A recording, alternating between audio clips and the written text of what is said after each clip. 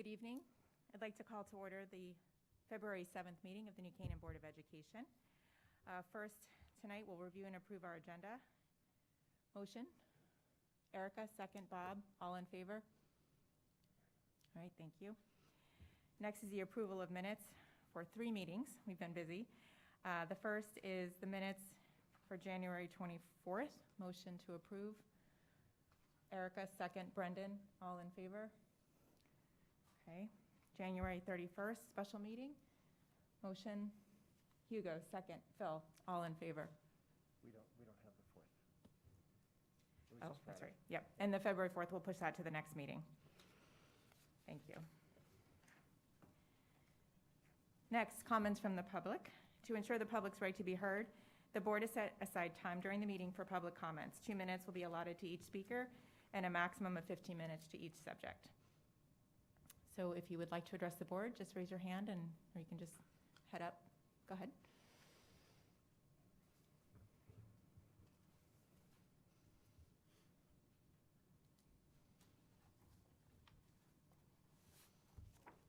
Hi. Hi. Thanks for having me. Lauren Connolly Nussbaum, 65 Whiffletree Lane, 3 kids in NCPS. I'm here tonight to urge the Board of Ed to implement scenario A for the start times change. The reason for that is various, and I have a number of reasons, but I'll start by saying initially in this process, I was the type of person who said, "What time does school start?" And they told me, and I said, "All right, I'll be there." And I stayed that way for some time. I now have a middle schooler, and I have 2 elementary schoolers, one of whom has an extensive IEP. My youngest daughter pops out of bed at about 5:45. She's ready to go. She has a whole team of people waiting for her at South School, and she has a very tight window where learning is optimal. And I know our special education teachers and staff know that deeply about our special ed students. There is a tight window of optimal learning, and it's various across the board. When you add puberty into a special education student and their development, it becomes even more exciting. And I believe that we need to prioritize their sleep in that regard. I'm not there yet, but I am looking down the road, and the horizon is a bit daunting. So I do ask that you would consider scenario A for that option, or that reason. In addition to that, I feel in these uncertain times, we could use some unity. We could pull together here as a community, and a wonderful way to do that would be to prioritize our kids' health and wellness. And I think we could do that through implementing option A. Let's make an investment in our kids' sleep, thereby making an investment in their success.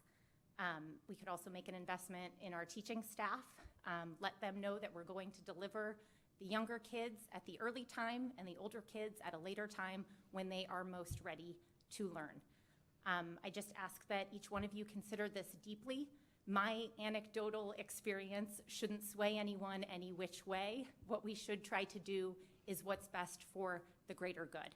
So I ask all of you to think deeply about it and implement option A. Thank you. Thank you. Anyone else?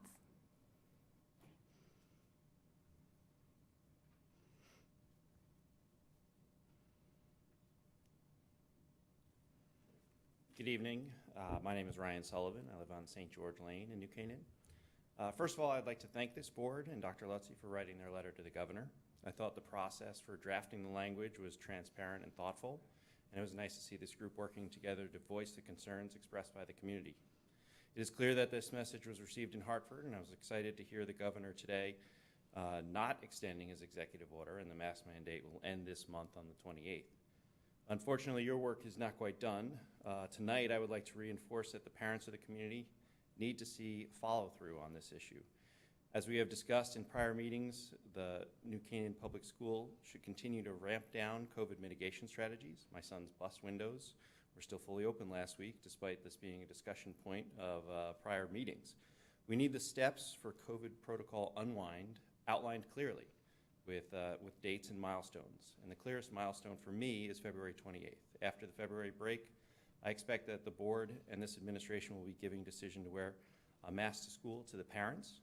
I do not wish to see another month go by where my son continues to struggle in school or have this impairment in place. Masks come off, for those who wish, on February 28th. Now is the time to plan, and please make it a priority to create that off-ramp now, not in March, not in April. It is imperative that we restore normalcy in our schools as quickly as we can. After the successful collaboration of this board and the administration over the past few weeks on this issue, I'm certain that I won't be disappointed come March 1st. Thanks. Thank you.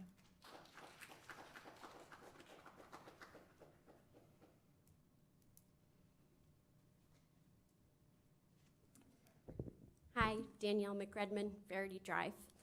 Many of us are here tonight to urge the board to schedule a special session this week to address the end of the statewide mask mandate and the return to local control on February 28th. Our mess. Is the light on the mic? Yeah, it's on. Testing. They're all out. Are they all out? Yeah, they're all out. It's not you, they're all out. Hold on. That sounded like a bigger malfunction.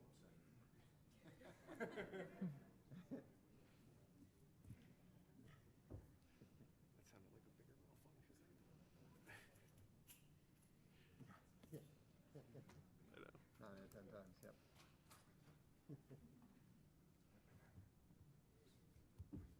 Yeah, right.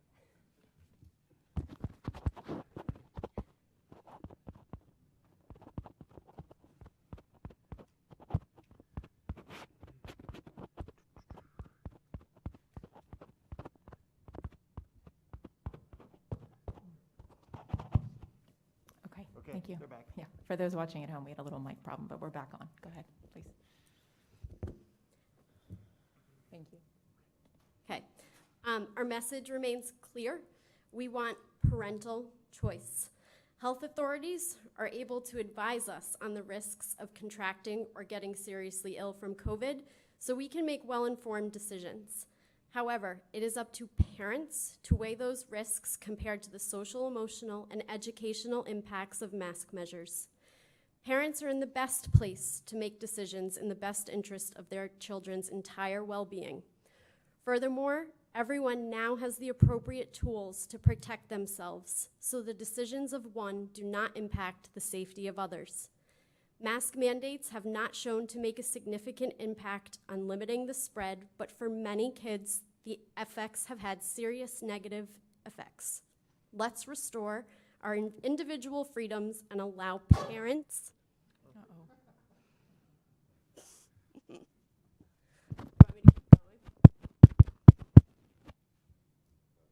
They're all out again.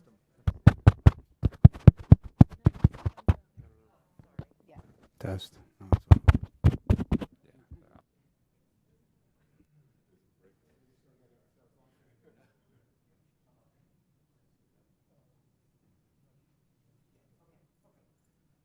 Keep going, okay.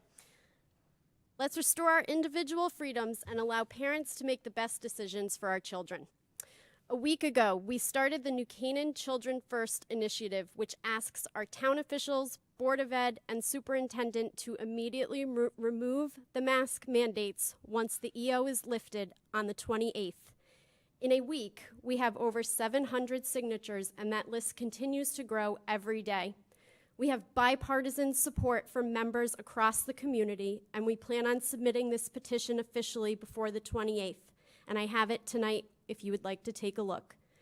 We ask for you to have a plan to immediately remove mask mandates for our children in this town on the 28th. Please schedule a special session for this week to discuss the best path forward. Thank you. Thank you. The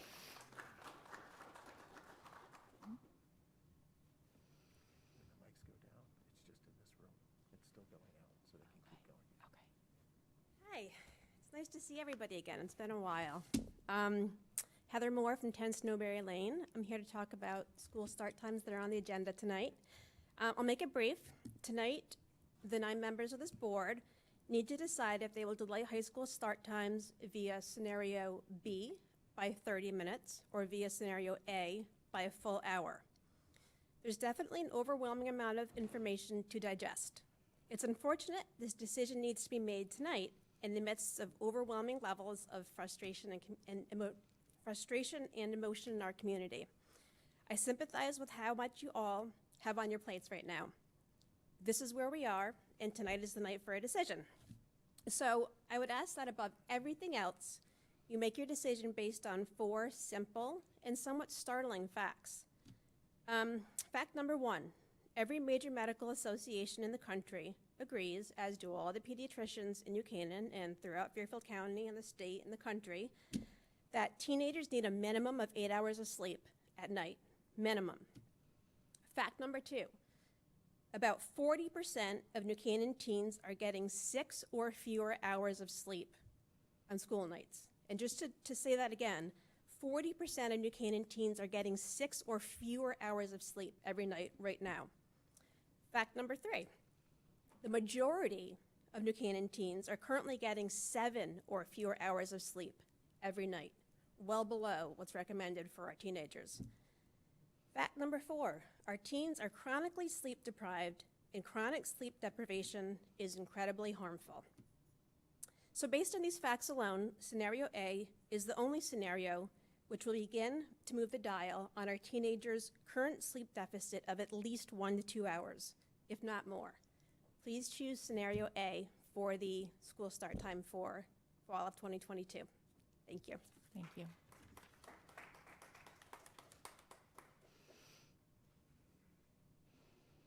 Any other comments?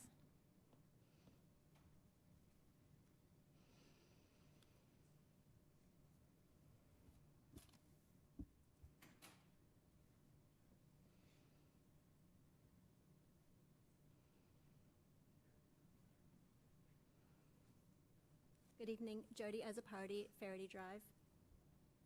Thank you all for your service to our district. I'm grateful for all that you do.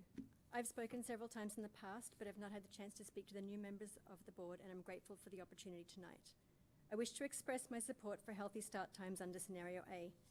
This is the only scenario that supports optimal learning times for our entire district, with our youngest learners starting and ending their school day first, and our teens in grades 7 to 12 starting no earlier than 8:30.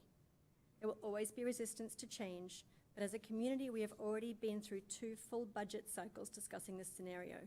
We had a costly and divisive referendum, and we went through a historic, highly contested BOE election, also with a high level of division of our community, but during which all new members of the board expressed their support for scenario A. The scenario has been well vetted and been discussed and approved by the previous board after in-depth analysis of all the major issues involved in this community-wide change. I'm the parent of a high school varsity athlete with other children in middle school, elementary, and preschool. I understand the high school schedules, the need for periodic extra help, and the time commitment required of athletes. The ability of my high school child to gain an hour of sleep every day of the school week is invaluable. And on the rare occasion he may need to miss a small amount of school at the end of the day for an athletic commitment, he will be better prepared to make up his missed work, especially with the addition of RAM time on a weekly basis.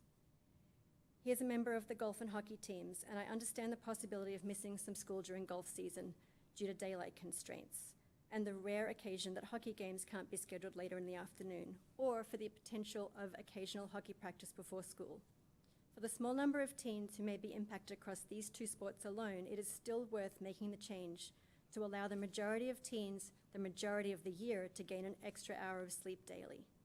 Separately, I spoke with the executive director of the YMCA regarding scheduling for our high school swim teams, and her response was that as a community organization, they were committed to serve the needs of our community and would work with the high school to adjust practice times to support a change in school start and end times. As a community, we work stronger together, and we need to make this happen for all of our learners. I urge you to move forward now and make this positive change with scenario A. Thank you for your time. Thank you.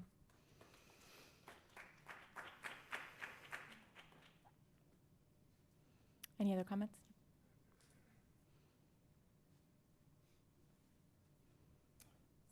Still need the glasses. Jennifer Deliby, 70 White Oak Shade Lane here in New Canaan. I have a son, Jack, who is 12 in 7th grade at Saks, and my daughter, Margot, is 9 in 4th grade. probably not going to tell you anything that you haven't heard, but thought I'd take the opportunity.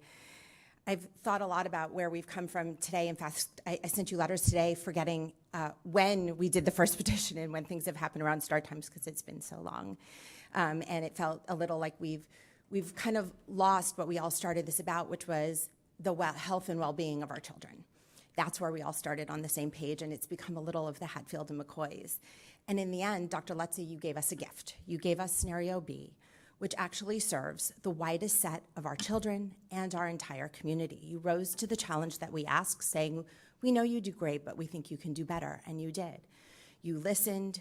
Roy crunched those numbers again and again and again and came up with something that serves our entire school body and our children. My son will be able to wake up at the time he's leaving for school now in the dark. I've always said, I got it, and I do, and I continue to do so. So I want to thank you. We have lots of facts. The facts is our two leading pediatricians in town said that there is such a thing as too early. Starting our schools between 8 and 9:15 for all manages that, and for our littlest ones being at 8:40, it is great in the middle of what works between our two elementary schools. We have data that is supported that the 8:30 or 8:40 timeframe for our high school is not widely supported across teachers, parents, and students, and that matters. We have, by flipping high school and elementary, we create a whole new slew of childcare situations, me being one of them. I thought my son would be able to take care of my youngest. I was like, I cannot believe he is about to get a driver's license in a few years. I'm terrified. Hopefully you are not. But this is what I was depending on, and that has been taken. So after a full-time working parent of spending tens of thousands of dollars of childcare with an end in sight, it will go on in perpetuity.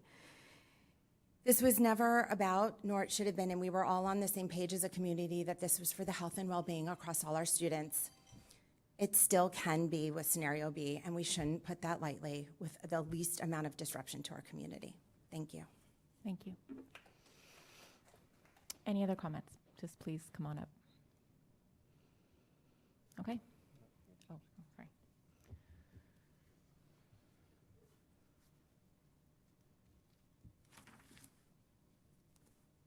Oh, it has been a while. Hopefully this is coming to an end. Good evening. As we pass the 2-year mark on the school start time debate, I spent much of this weekend looking over emails and watching the comments from many parents during past BOE meetings. In doing so, I began to realize that much of the frustration we were feeling during our process is being felt by parents who want to unmask their own children. To be clear, I am making a statement about how poorly some members of the BOE and the administration have addressed these two separate issues and not opining on masks here. First, I've seen impassioned pleas from parents for both causes appear to fall on deaf ears and warrant little to no response. Personally, my children appear to be coping with masks, but when I hear about what some of these children and parents will or are going through, how can you not be sympathetic? How can you not ask yourselves what can be done? Secondly, some members of the BOE and administration claim to follow the science, but apparently only the science that supports their view.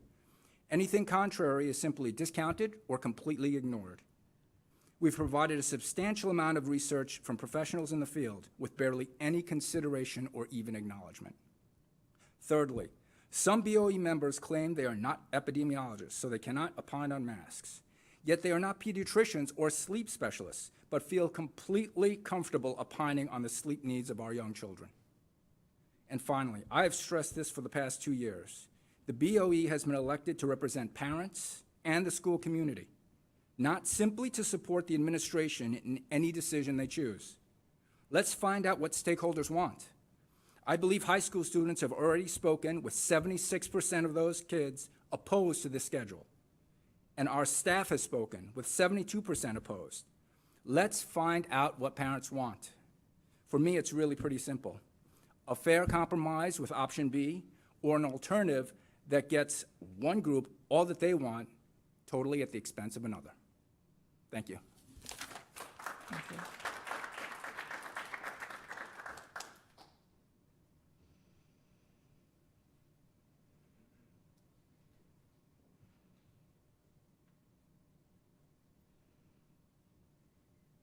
Good evening, Yolanda Juraj, Cross Street in New Canaan. So I just wanted to just kind of piggyback a little bit off of what Mr. Yao said. There was a survey that went out to the high school kids, and I believe that they were fine with going earlier. And, you know, the kids have spoken. I don't know what we still need to talk about. And if, you know, the kids are fine with, the high school kids are fine with the, you know, being in school earlier, I think that we need to listen to them and go with scenario B. I mean, my elementary school child can't get herself off the bus and get home and be okay until mom gets home from work. But my middle school or my high school son can do that. So let's just listen and, you know, really focus on what the kids said in the survey. Thank you. Thank you.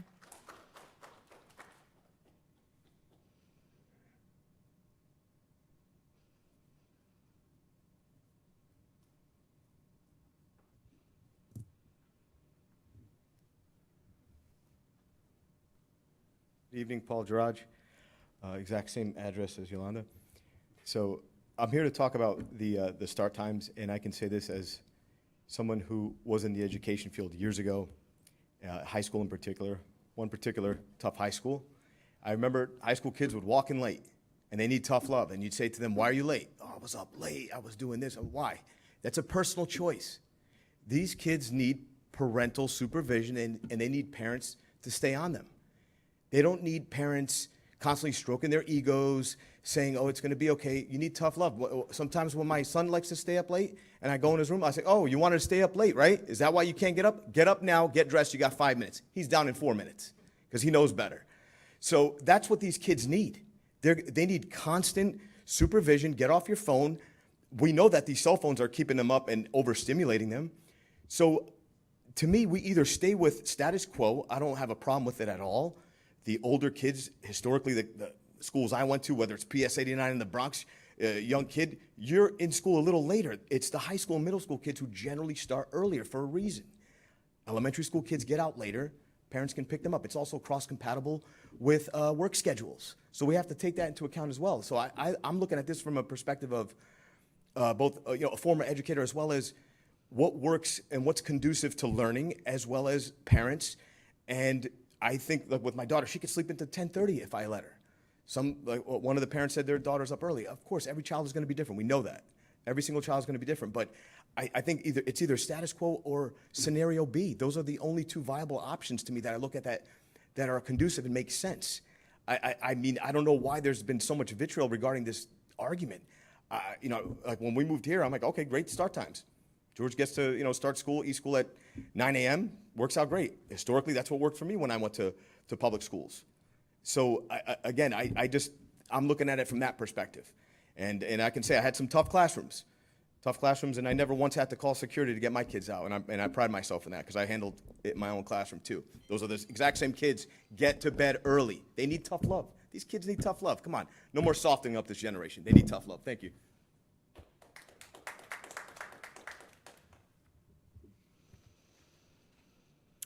Okay, we'll move on then. Thank you. Reports and recognition. First up, we have a science and STEM update with Ms. Meyer and Mr. DeLaDuke. Thank you for your patience. We've been looking forward to this for some time, and we're so glad you're here finally to present to us on science and STEM. Thank you, Katrina. So it gives me great pleasure to introduce Melinda Meyer, who is our K through 8 science coordinator, and Michael LeDuc, who is the science department chair at New Canaan High School. Both Melinda and Michael hold a variety of certifications in the area of science. Melinda holds certification in biology, earth science, and general science, and Michael holds certification in biology and general science. And both of them also hold their administrative certifications. At least I think Michael's close to getting his administrative certification. So tonight, both Melinda and Michael are here to give you an update on the next generation science standards and specifically talk with you about the district goal in relationship to our progress in science. So I'm going to turn it over to both Melinda and Michael. All right, thank you for having us. Thank you, Dr. Carnti. I'm Michael LeDuc, and Miss Melinda Myers here with me as well. We're going to talk to you tonight about the We'll provide a little bit of an introduction or refresher for the next generation science standards, and an update on our district goals and the progress we've made towards them. So,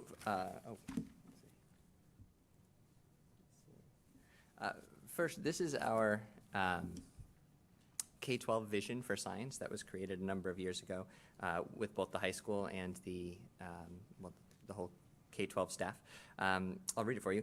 The Science Department of the New Canaan Public Schools is dedicated to providing a science program that creates the interest, wonder, and curiosity that leads to students' engagement while also promoting the understanding and application of science concepts and skills. Their curriculum is designed to ensure that all students engage in common essential experiences of inquiry, exploration, and application in order to achieve at high standards of scientific literacy. Turn it over to Melinda.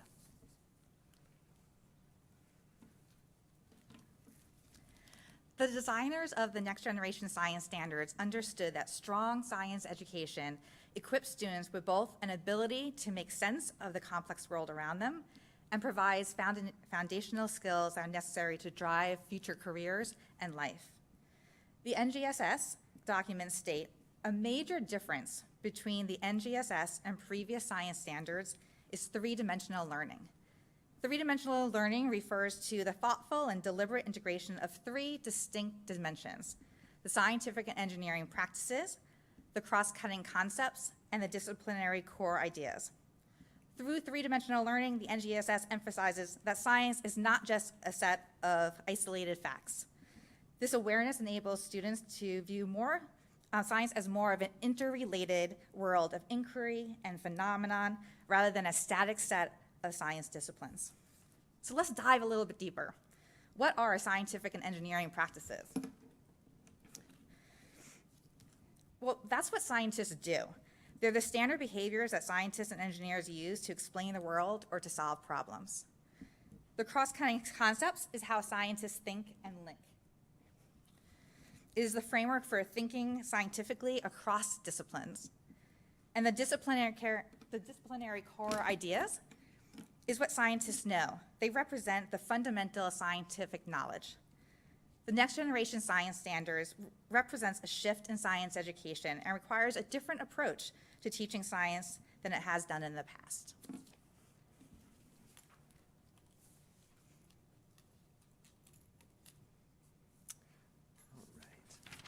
The way that these standards are communicated to teachers is through performance expectations, and the emphasis with a performance expectation is what we expect students to be able to do.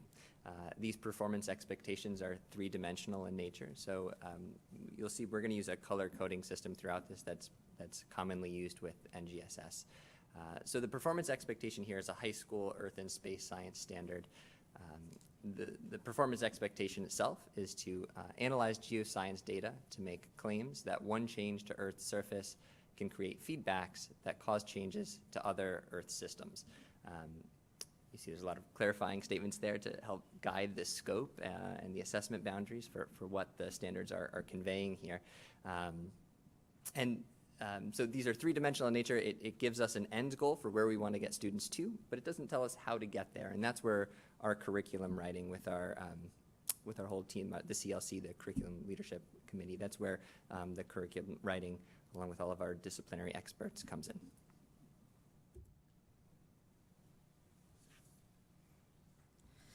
We wanted to share with you how our standard progresses over time, K through 12. And this slide represents the disciplinary core idea, ESS 2.A, Earth Materials and Systems. Although the DCI appears in each gray band, when we examine each gray box along the top row, you'll notice that the language and concept building deepens in each band. And this is what we call spiraling. The bottom row are the performance expectations for this disciplinary core idea. You will notice the color coding that Mr. LeDuc just explained represented in each of the boxes. Each performance expectation deepens in complexity as students transfer over the years. So as you look at the 3-5 disciplinary core idea or the performance expectation, the words interact probably pop out at you. When you look at 6-8, you're going to see flows and cycles. And then when you look at 9-12, you're going to look at feedback. And when writing the science curriculum and developing units, it's important to identify where students are coming from and where they're going with their knowledge. This is called vertical alignment. You may recall from Dr. Correnti's fall curriculum presentation that understanding these progressions allowed us to make decisions during early COVID when we may not have had time to complete everything. Knowing when and where students would encounter the three-dimensional standards in this spiral allowed us to make informed decisions on unit instruction.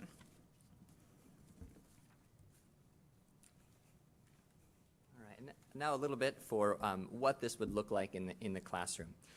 When the National Research Council first proposed the Next Generation Science Standards, they helped to create a bit of a guide, a research-based guide on how to implement the standards and what a science classroom would look like. And if you look on the left side, that's what we think of as traditional science education, and there's still a place for a lot of those different pedagogical techniques. But as we move to the right side, we see a shift in the way that we think about learning science, right? Going back to what Melinda was saying, the left side really looks at science as a set of knowledge. And when we look on the right, it incorporates more of the skills and practices and ways of thinking, along with the content knowledge, of course. Another big shift that you'll see in both this slide and the next is that the focus of the education moves away from the teacher and onto the student. So it's less about what the teacher is doing and more about what the students are doing and what they're able to do.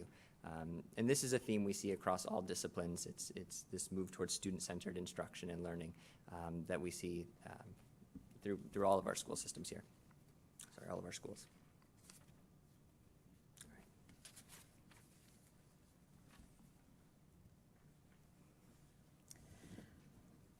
In the fall, there were some questions about what was before our current standards or before our current testing model.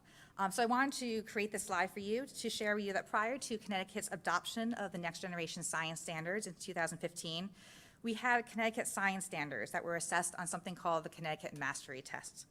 As you can see, they are very similar in content, but they lack the three-dimensionality of the Next Generation Science Standards.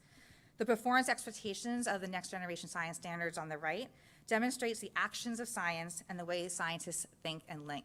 So if we look at the top one, you'll notice the left-hand side says, describe the effects of the strengths of pushes and pulls on the motion of objects. And you'll see some of that similar content, or what we call DCIs, on the right-hand side, where it's in orange and says balance and unbalanced forces on the motion of an object. So it's similar content. Actually, this one's a little bit deeper when you talk about balance and unbalanced forces. But it adds the three-dimensional pieces to it. So now students are, instead of just describing the effects, they're planning, conducting an investigation to provide evidence of the effects. And so it deepens their understanding or demonstration of their understanding of the knowledge. The next one down probably is a little bit more familiar to you. If you were in a middle school life science class or you remember your bio class, describe the basic structure of an animal cell, including the nucleus, cytoplasm, mitochondria, cell membrane, and how they function to support life. So this is kind of more of just understanding each individual piece of a cell. But on the right-hand side, it says develop and use a model to describe this function of a cell as a whole and ways parts of the cell contribute to the function. So this is really looking at how those individual organelles are actually functioning within the cell itself. And you can see also the language, three-dimensional language of developing and using a model, and then the idea of the part and the whole contributing to the function of being structure function of a system.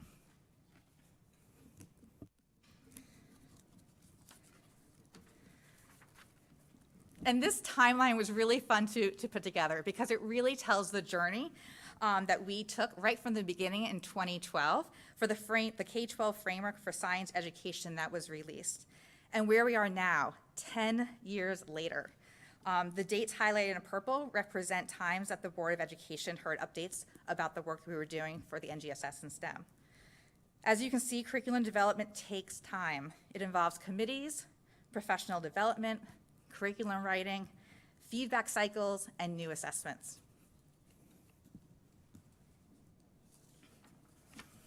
And the timeline brings us to today. These are the current New Canaan Public School District goals, and we're goal number 4. And as we continue with this presentation, we're going to share with you the progress that we've made so far this year towards those goals.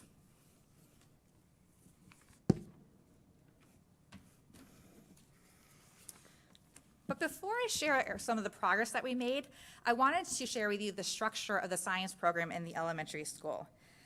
It consists of a dedicated science teacher at each elementary school with its own science classroom, which is unique to some of the schools compared to us in our DIRG.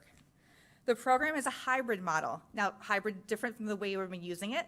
What I mean by hybrid here is that in grades 1 through 3, science instruction is delivered by both the science teacher and the classroom teacher. And in grade 4, it's delivered entirely by the science teacher. And this provides us with the opportunity to conduct long-term investigations in the classroom, such as plant growth, where students are coming into school every day, they can look at their plants and see how they've changed. The science teacher provides the core science teaching. We're excited to share, starting in 2021-22 school year, that we have a fully aligned Next Generation Science Standards program, K8, and each unit includes engaging anchoring phenomenon, essential questions, performance tasks and assessments, emphasis on developing scientific and engineering practices. We also are teaching our first interdisciplinary unit this spring in grade 2, combining science, social studies, and reading into a dynamic unit. There are about 3 to 4 units per grade level, and I included some of examples of the units above on the slide. But you can read an overview of all the units on our district's curriculum website. So let's zoom in on how we take these standards and transform them into our instruction and our curriculum. This is the start of a grade 1 unit, and the title of the unit is called How Can We Light Our Way in the Dark?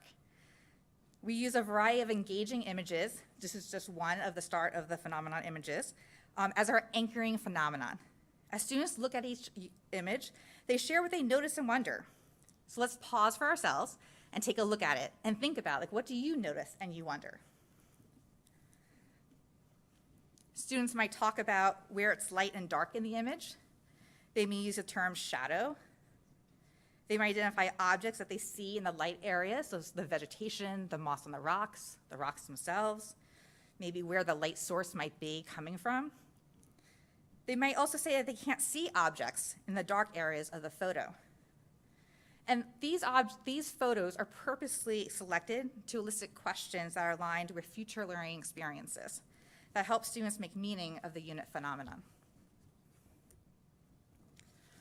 So I wanted to share with you a couple of the different learning experiences that they'll go through from the phenomenon. So from those questions that are generated, the students are going to enter into a computer simulation. So that's the upper right-hand side. The purpose of the simulation is to have students work in a digital space that enables them to experiment in an environment that we can't replicate in our classroom. So in this example, we need a completely dark room to represent or simulate the inside of a cave. And we can't get our classrooms that dark. So students will make a prediction about whether or not they'll be able to see the different objects that are on the right-hand side once they click and drag them right into the cave. So this learning experience has the students explore the concept, or the DCI. Objects can be seen if light is available to illuminate them, or if they give off their own light. The bottom left image shows how students are experimenting with learning that light travels in a straight line. And their students are trying to use a beam of light to go around a corner and hit a target, because they know it can only go in a straight line, so how can they go around a corner? The middle image on the bottom shows us that students are investigating different materials to build an understanding of how materials allow light to pass through them. And the last image on the right is a check for understanding, where the student is demonstrating their understanding of how light travels.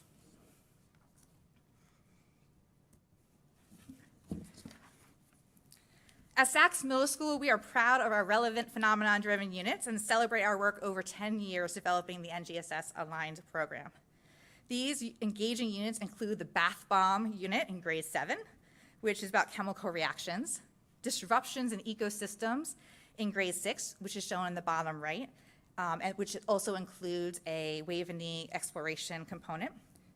And we also use a variety of complex simulations and modeling programs that bring the ideas that we can't test in the classroom to life. And these include skateboard ramps of all different heights and sizes in grade 6, turkey genetics in grade 8, and coastal floodings in grade 7. In the upper right corner, you can view a grade 5 student modeling the movement of molecules to construct an explanation of why a glove inflated over a bottle of warm water. I've also highlighted a few of the units on the screen tonight, but again, as a reminder, the district website for the curriculum also has all the complete units.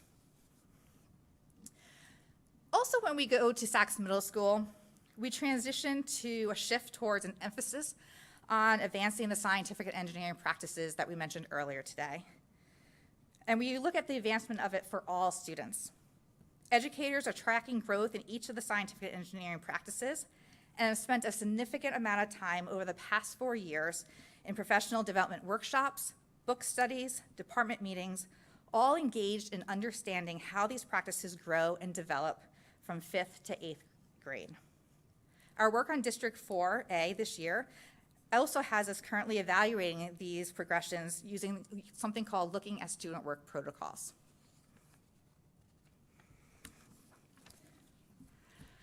Although many of our district science teachers would love to share with you what they love about watching your students learn science, we just don't have time tonight to hear from all of them. So they shared with me some of the quotes that they thought really captured what they felt was the essence of it.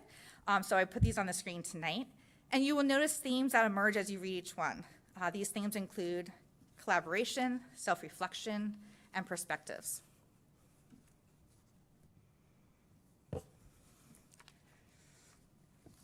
And over the last decade, we have had numerous teachers and educators recognized nationally and locally. I wanted to close the K-8 portion of the presentation by celebrating some of our recent national stories that you have heard mentioned at previous Board of Education meetings. The first one is the Tech Rise Challenge. It's a group of 7th graders submitted a winning Tech Rise Challenge proposal that was selected by NASA to travel on a high altitude balloon this coming fall. Now, I'm going to tell you a little bit more about it, but I'm going to read it directly to make sure I get it all right. The Sachs team designed their experiment titled The Effect of High Altitude on Color Perception. The students intend to collect visual data on various colors using a high-definition camera by recording different colored paint samples at sea level and on the high-altitude balloon journey. The team will compare both sets of visual data and record their observations in order to see the impact that high altitude has on the perception of color. So again, that will happen in the fall, and we'll keep you updated on the progress of that balloon.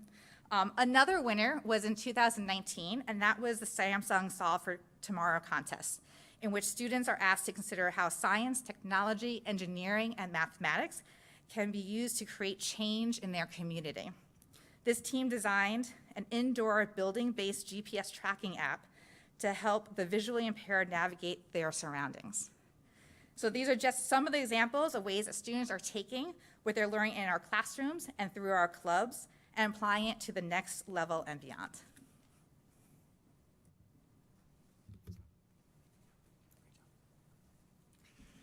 So following all of that exceptional work that goes on with Melinda and the K-8 world and our students at South, East, West, and Sachs, our young scientists come up to New Canaan High School, and for many of them, their first experience with high school science is in geophysical science.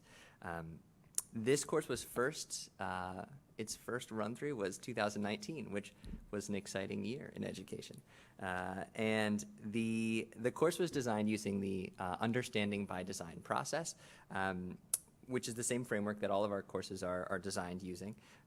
Simply put, there are 3 stages of understanding by design. The first stage is where we define the results or what we want students to be able to do. For science, it's pretty straightforward. We have our performance expectations that clearly defines what our students are expected to be able to do. In stage 2, we define our assessments. How are we going to know that students are capable of meeting those desired results? And in stage 3, we create a learning plan to get students to be able to perform well on those assessments. Simply put, we begin with the end in mind. So 2019 was our first go through with the course, and you can see you can see students up there, and they're in the first year. We're taking lots of pictures. Let's see. We had to transition to hybrid that year, and last year we were experiencing the hybrid nature of the curriculum for the year as well. And Over the course of the last several years, we've made some curricular revisions to improve the quality of the course for our students. I'll walk you through one of our basic units, how it starts at least. Let's see if this works. So much like the K-8 program, we start with an anchoring phenomenon in our units. This is our anchoring phenomenon for one of the first units in geophysical science. So I'm going to play a quick video clip. It's about 10 seconds here. When we play this for students, we ask them to make observations. What are they noticing? Ask questions. And so here's our first clip.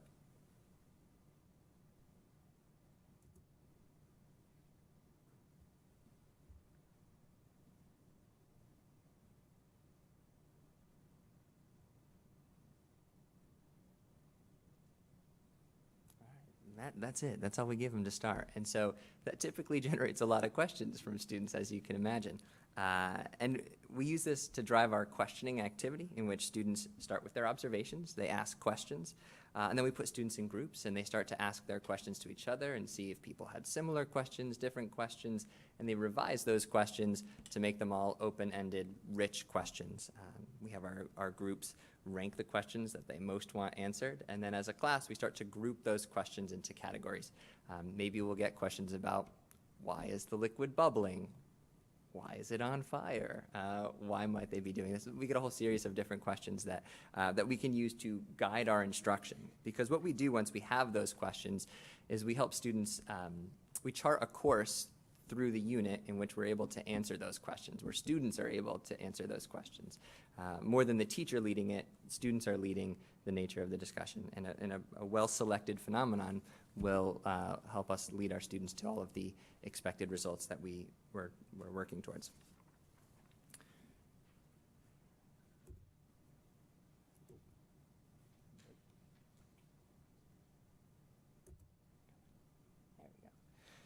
So you can see some students working with the question board on the left there, so figuring out how they want to organize their questions, what sorts of questions they want to ask. On the right, you see some of the student models. So as they're working through this, we want them to show their initial understanding. You know, what do they think could possibly be causing this, this scenario that they observed, this natural phenomenon? We have students create their initial model, and then we conduct a series of activities and investigations. And over the course of the unit, students are revising their model. So we see students there using some probeware to conduct an investigation that can help inform some of the work that they're doing with their model. So throughout the course of the unit, students have used the different science and engineering practices. They've applied the different cross-cutting concepts, all in service of the disciplinary core ideas.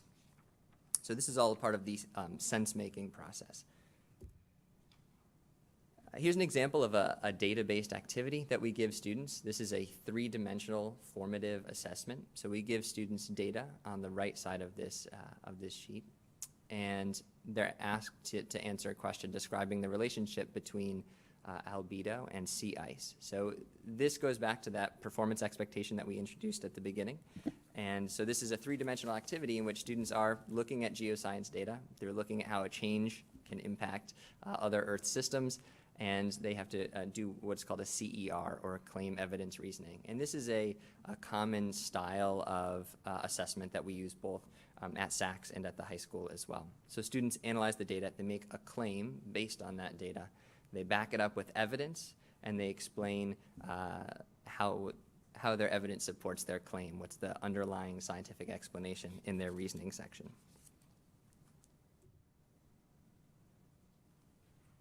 And here we have students showing off and explaining their models. We have students conducting investigations and having fun with it. And we see students working on their driving question board, all a part of a geophysical science unit. So geophysical science comprises all of the Earth and space science standards and a portion of the physical science standards. So when we look at the disciplinary core ideas, it's categorized into life science, Earth and space science, and physical science. Now, typically, high school programs have a chemistry class, a chemistry course, and a physics course. Both of those fall within physical science. So the way that things are eventually broken out is it's part of how we navigate the curriculum with our course teams. So the content is largely consistent with what students have learned in the past, but the pedagogical techniques have evolved over time and are in line with best practices in science education. We also, in addition to our core science courses of geophysical science, biology, chemistry, and physics, we offer a variety of electives that meet students' interests and needs, and we have several courses in which students can earn college credit as well. So we have several AP offerings and one course where students can earn credit through Norwalk Community College.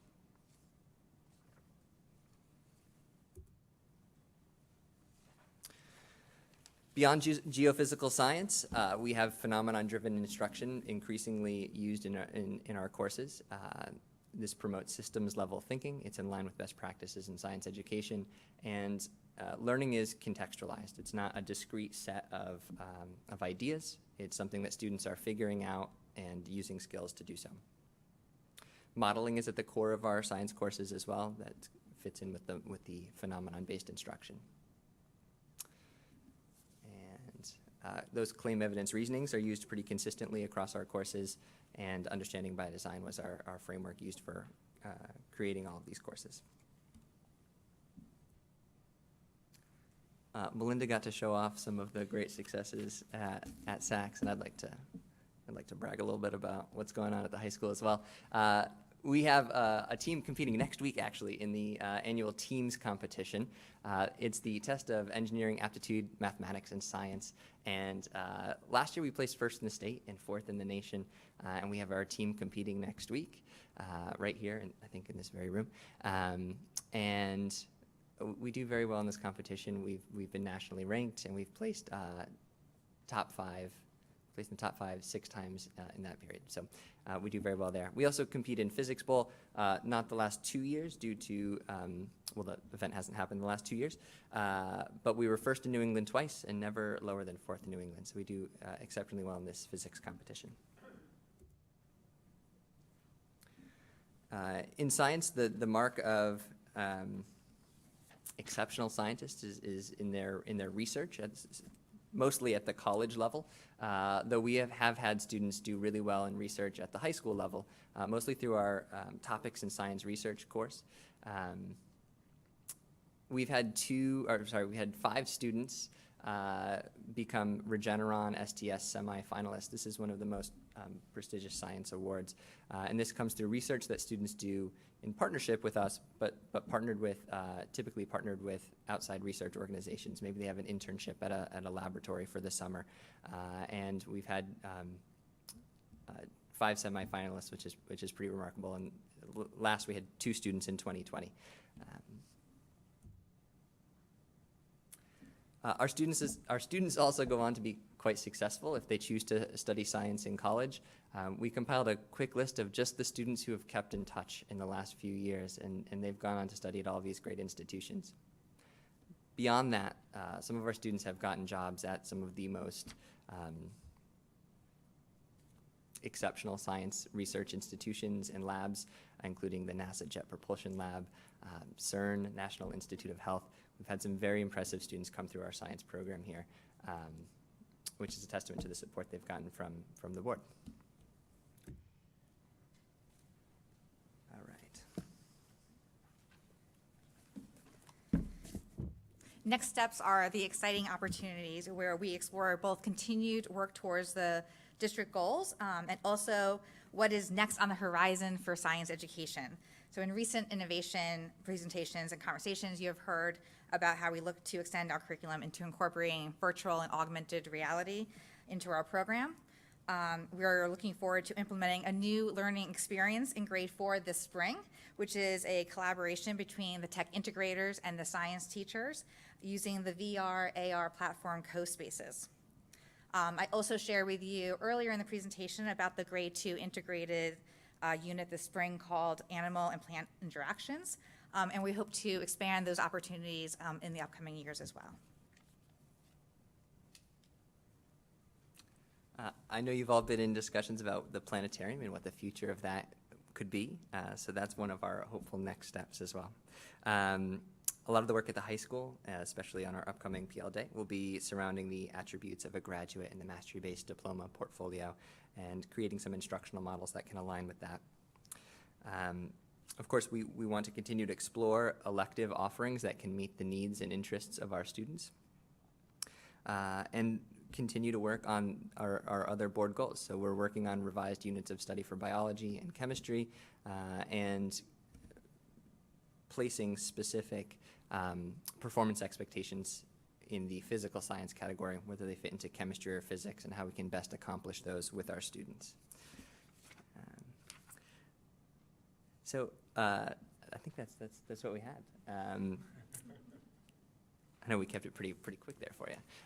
Do you have any questions for us? Thank you for that. It was an excellent presentation, and I can see that you've been busy. Someone had their hand up. Question? Oh, okay. Questions, comments? Brendan. That was excellent. Thank you very much. I just had a question on the elementary units of study that are going to be combined with social studies. Can you just give us a sense as to what those are, how they'll be taught, assessments, that kind of thing? Absolutely. We're very excited, so thank you for asking that question. And we're still in the planning stages of how to really work together. But right now we have established programs in social studies and in ELA, and the overlap into the grade 2 science, that was our last unit to complete for the NGSS. And so when we started to talk as a curriculum team, we realized that through the new teaching of the plant and animal interactions, we'll be able to incorporate and basically transfer the skills that they're doing in reading in their nonfiction units leading up to that unit into this unit now. So they've been learning about how to read in nonfiction. They have the skills and concepts, and so now let's apply that into it and see how they're doing with it. With social studies, they're coming out of their social studies unit where they're looking at 2 different areas or regions, and they're looking through it through these different lenses. And so we're like, ooh, this is really good because this unit takes place in India on a Bengal tiger reserve. And so let's take what we learned from these different regions through these lenses and figure out how those pressures may have been influencing the plant-animal interactions in this region of India. So it's a kind of interesting, when you think about interdisciplinary, sometimes we talk and it's not innovative, but when you talk about through the lens of how are they using skills they already know and applying it to the new learning of science, that's a different twist to the interdisciplinary unit. Thank you. Welcome. I had a couple of questions as well, and it somewhat touches, I think, upon the idea that Brendan was mentioning. When we look at how standard progresses K through 12, this chart that you showed where it, there may be different areas of focus or length time focused on a particular topic. What determines that? Is it the standards that determines that? Is that something that just curriculum drives? And the touch, what I'm getting at is what are the touch points on certain areas of learning, K to 12? And are we looking at like increasing retention and the ability to continue to think from a systems perspective, whether, on the module or whatever the topic is at hand? Does my question make sense? Were you talking about this slide? This one. Okay. Yeah. What determines the different touch points across K to 12? Is that set by the standards specifically? The standards, I gotta say, I think they're a beautiful set of standards. They do a lovely job of creating this spiraling, building it right in. So, this is just one of the following a progression for one set of performance expectations, but you see this across the board. All of the performance expectations have themes that get carried up through the program.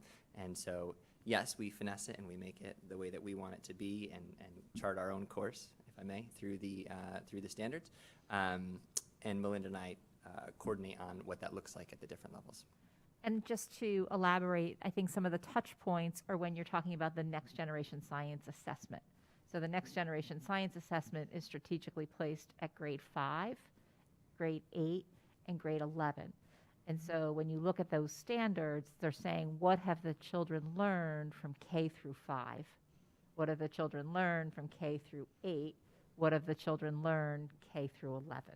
And that's how they strategically have placed those standards to see that they've been able to build upon the standards that have been taught K through 11. It's just a different way of approaching it. Yeah, and I don't know if you could comment on, I think there's just a natural fit with what we've been hearing from you as far as the innovation concepts that are in our budget, and just the intersection between that and how these standards start to integrate across interdisciplinary and core curriculum areas. So I don't know if you could add commentary or elaborate a little bit on that vision in terms of implementation of the NGSS in parallel, particularly at SACS, where you're looking to do some of that work early on in innovation. Well, I'll hand it over to I know we use a lot of probeware in our work, and we've been increasingly using some Bluetooth wireless probes that allow us to collect pH or temperature data and graph it in live time. And it's with some very powerful graphing and data tools as well. And increasingly, those same tools are being used by Melinda at SAC. So those are some pieces of equipment that we're very fortunate to be using that students are getting exposure to at younger and younger ages as we expand our science program. Sure. I also think that the part embedded within the science standards is the science and technology aspect of it. So we have I'm going to flip again one more time for this slide. So you have the life science, in orange, you have the life science, earth science, physical science, and then engineering, technology, and application of science. So all of our standards and all of our and levels of our performance expectation include students engaging in the STEM pieces right in the unit. So once we have these standards and they're giving us guidance, we then make that curriculum and say, well, all right, well, how are our students going to use the engineering design process? Or how are they engaging in design thinking as they're working in their teams to develop a model? And it pushes that thinking towards, like when you're looking at the models that Mr. LeDuc shared with you, or you're looking at the products the students are giving you, they're very unique and different. Because as they're engaging in design thinking, they're seeing a different approach or a different solution to the problem.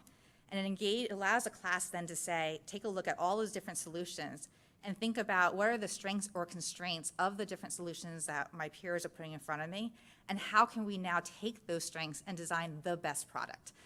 So in order to, one of the catalysts Dr. Correnti was talking about was that we only came so far as we could in STEM, restricted with the standards and where we were going with the curriculum. But when we start talking about design thinking and thinking about all the different ways to extend beyond what we currently have, that drives into that innovation piece. And I think the last thing I'll say about that extension, and I said it very, very briefly here, but the augmented and virtual reality piece is very similar to our simulations, where one aspect of it allows us to extend senses or extend the walls of the classroom beyond what we currently can have. And so when you're thinking about students diving into the cell, we talked about the cell earlier today in the model. Well, when you can zoom in and actually manipulate and shut down systems of the cell to see then how is that cell functioning, it just opens up the eyes and gives those aha moments to our students. Yeah, thank you. I have one more question. Standards-based grading. It's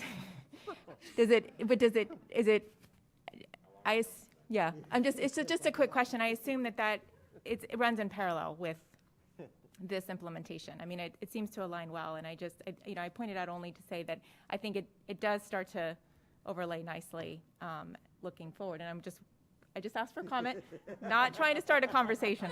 I was going to bring it up. Okay. So I imagine that later in the springtime there'll probably be a more in-depth presentation around it. But Fair enough.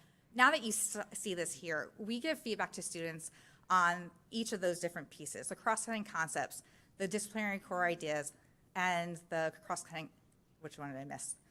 Cross-cutting concept, the science or engineering practices and the disciplinary core ideas.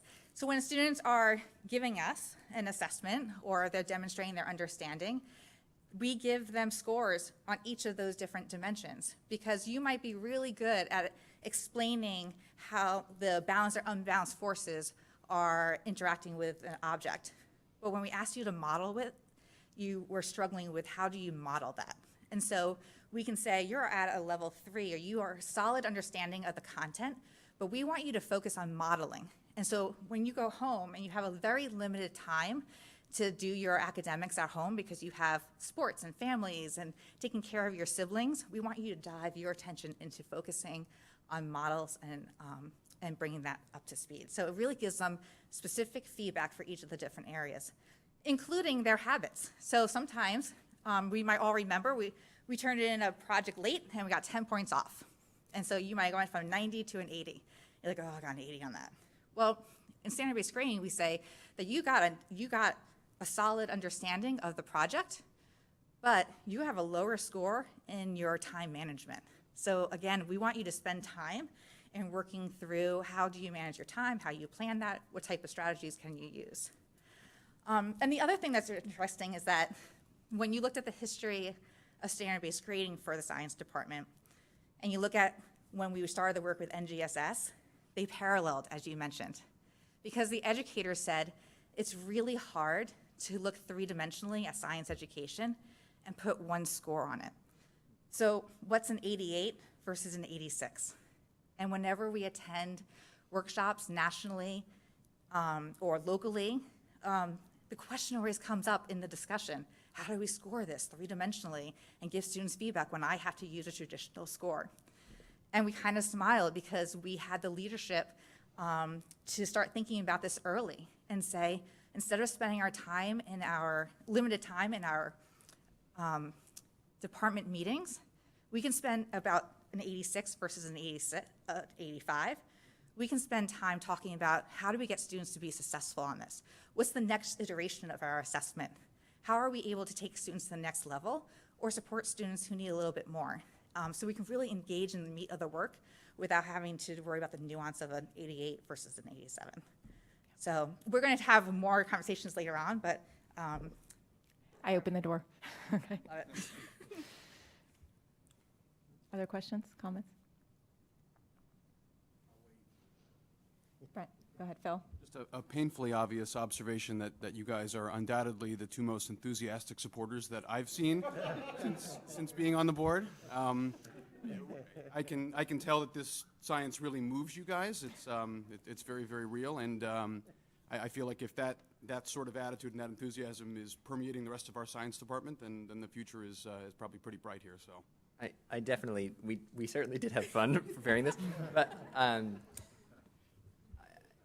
I do have to genuinely thank the hard work of our incredibly talented teachers who made this happen.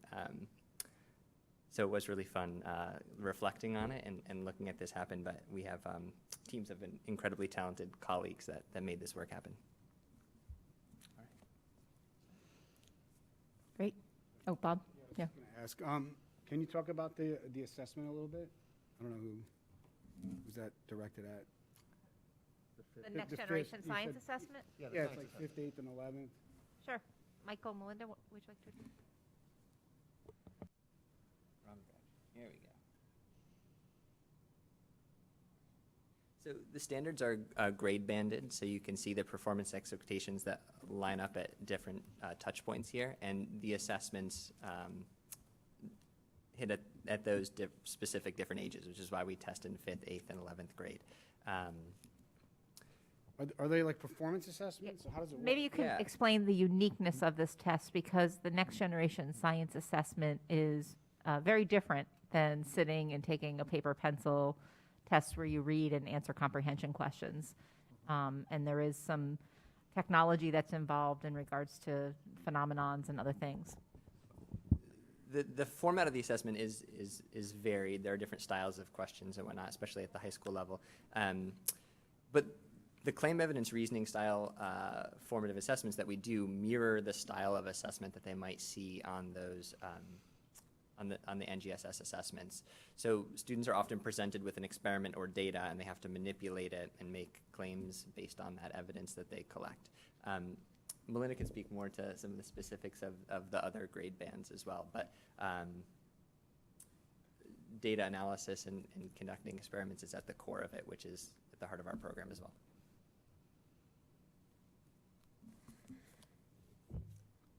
The assessment has some really interesting interactives that the students engage in. So the basic look of the platform is very similar to the mathematics and the ELA assessments that they take for the state.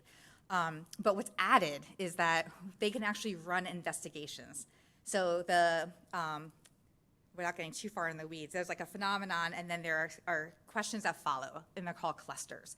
And so if you're looking at balanced and unbalanced forces, for an example, there might be something that the students might have to launch. And so they actually will select the variables that they want to change. They set those changes to the variables, so maybe it might be the mass of an object, the angle of the launcher, or maybe the force that's pushing it out. And so they have to choose, like, what are the variables you want to test, because what is it that you're trying to solve for, and then run those assessments. And the platform itself will recognize, is the student actually selecting the right variables to change? Are they running the appropriate amount of trials in order to validate that selection? And then they answer a series of questions. But they also don't get penalized if they don't do it right the first time. So if they don't select the correct variable, as they go through the questions, it will, and they're constructing reasoning and they're answering the questions, it will do it for the trials they ran. So they might get it incorrect for choosing the variables that they selected, but if they rationalize through the rest of the science accurately, then they get credit for those points. So it's really nice how they design that so that not all of them are incorrect, because the way that they are looking at cause and effect, or the way they're trying to spot patterns, or the way they're looking at structure or function is actually valid. There are click and drags. There's causal chains. Those are so fun when you say, like, what causes first, and then, like, what happens as you go through it. But in order to kind of help our students navigate the digital platform, we start to create or embed those experiences within our learning experiences. So if you're clicking and dragging, let's have the students click and drag sometime throughout the year for our classes too. And if you go to some of the different state testing sites, they have released items that you can take a look at and kind of play around for yourselves as a guest to take a look at it. But it's so different from what we took, or at least what I took, growing up in New York with our state assessments, and to see how they honored the three-dimensional piece of our standards is just so impressive how they could do that. And then scoring-wise, each year we've been getting more and more information. So this past year we were able to see information about how our students performed on the scientific and engineering practices and certain DCIs. So although we don't make decisions just on one data point, because we've done so much work, we do kind of like to sneak at a look at some of those to see where we might be able to spend a little bit more time, or where we might want to ask questions in future data to see if there is a pattern that comes out that we want to take a look at. In addition, we also have access to interim assessments, which are practice assessments provided by the state that are targeted to each of the performance expectations, and we can practice those with the students. We do practice those with the students so that the technology is never the barrier to them showing what they understand when they get to the actual NGSS assessment. Thanks. Questions? Thank you. Excellent presentation, very exciting. Love hearing about our students and how they're excelling, and I wish them all well in their future competitions. So thank you. Worth the wait. Absolutely. Aw. Well deserved. Next year, I'm going to have Melinda and Michael do the presentation because it's very exciting. I love the passion.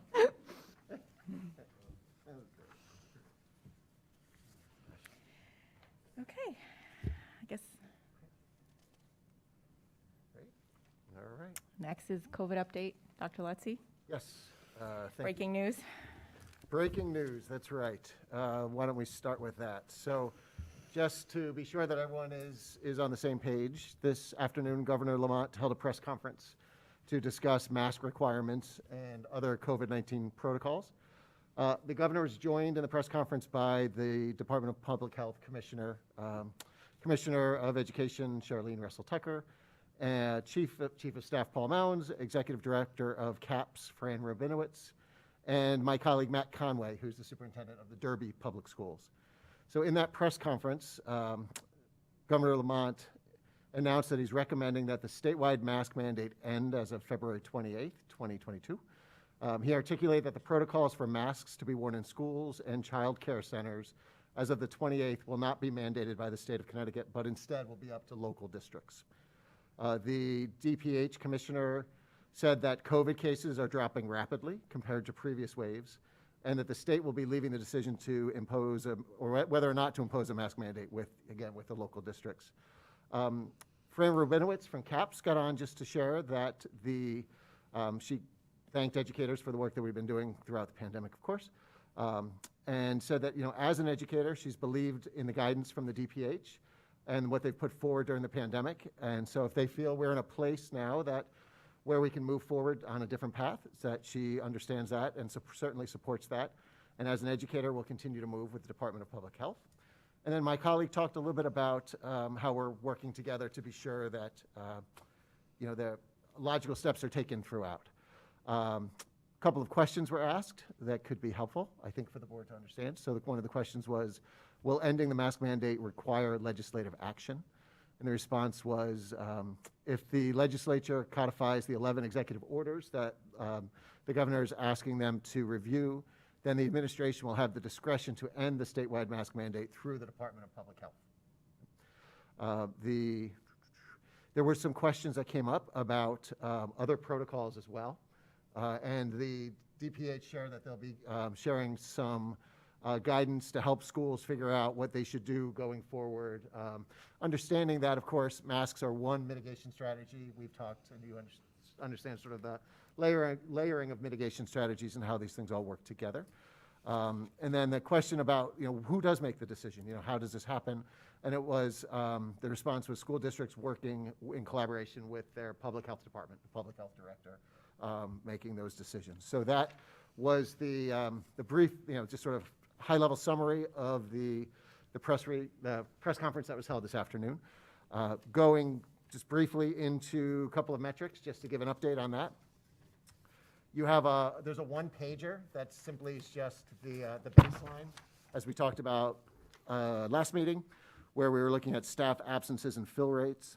And just a set. So the one-pager is simply 20 and 21 as points of comparison. But if you go into the 3-page packet, what you'll see is the current fill rates since the return to school after the holiday break. And so it's, again, the blue bar is the total absences. Orange are the classrooms that need to be filled, and then the gray is unfilled. And then the yellow line there, gold line there, shows sort of the trending fill rate.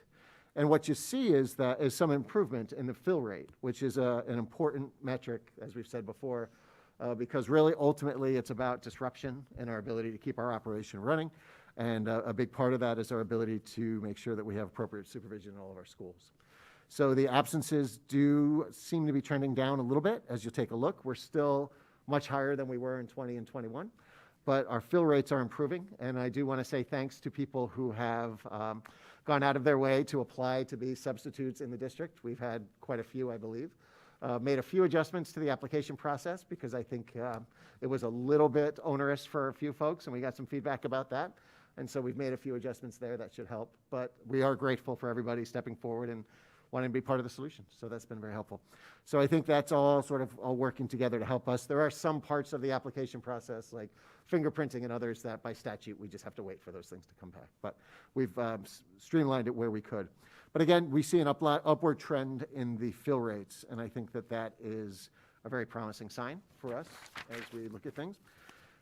And then the other page is the student attendance since the return from the holiday break. Again, we're close to 450 absences right out of the gate on the 3rd. And what you see, there's a couple of waves here and there, but certainly a downward trend as you look across. And we're looking at today at about 100 students, 125 students or so, who are out across the board, which is much more in line with how our trends normally look. So we're normalizing around our student attendance as well. So both of those data points look promising. And just one more thing to share.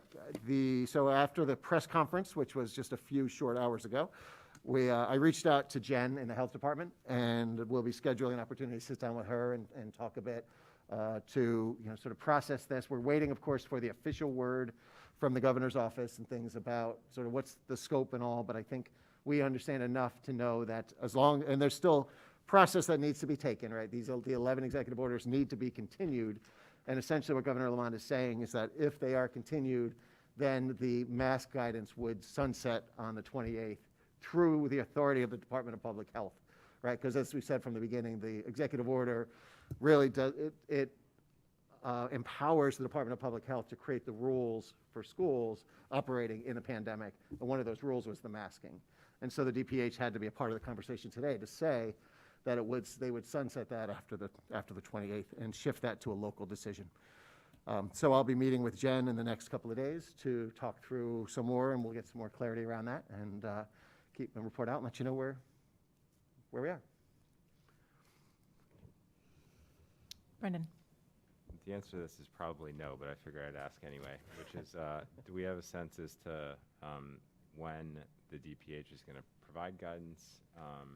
And then, is there going to be some sort of regular updating of that guidance going forward? Or do we just not know? It's hard to say. I know that they're working on something. I'm sure that they are.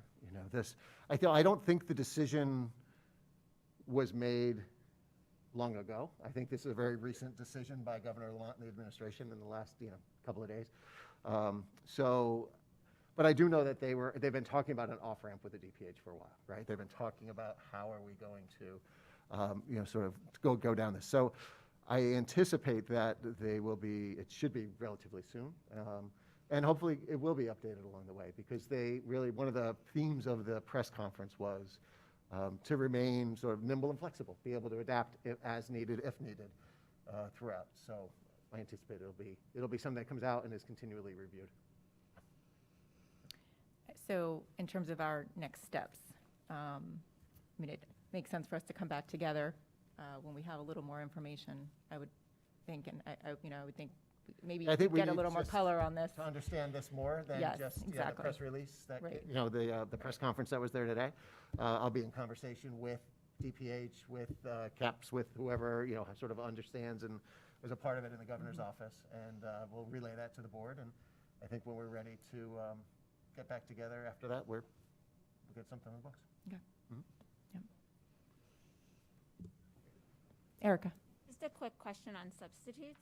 How long does it take between when somebody places an application and when they could potentially be in the pool? And can we get an update? Because you had said that the pool was down below 40. And so, starting to see if there are folks, and that's amazing, that are stepping up to be in our substitute pool, when we will see the impact of that. So unfortunately, 3 weeks ago, half of our department was sick. And so we were a little bit behind for about a week and a half to 2 weeks. We've been very happy about the fact that in the last 3 weeks, we've had 19 applicants.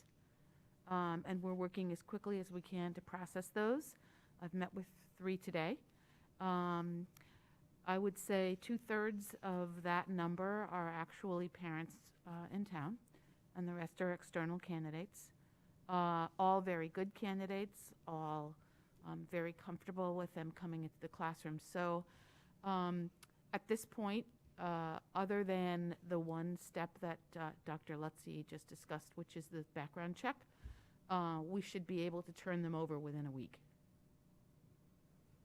But I apologize that it was taking longer 3 weeks ago, and that was the reason.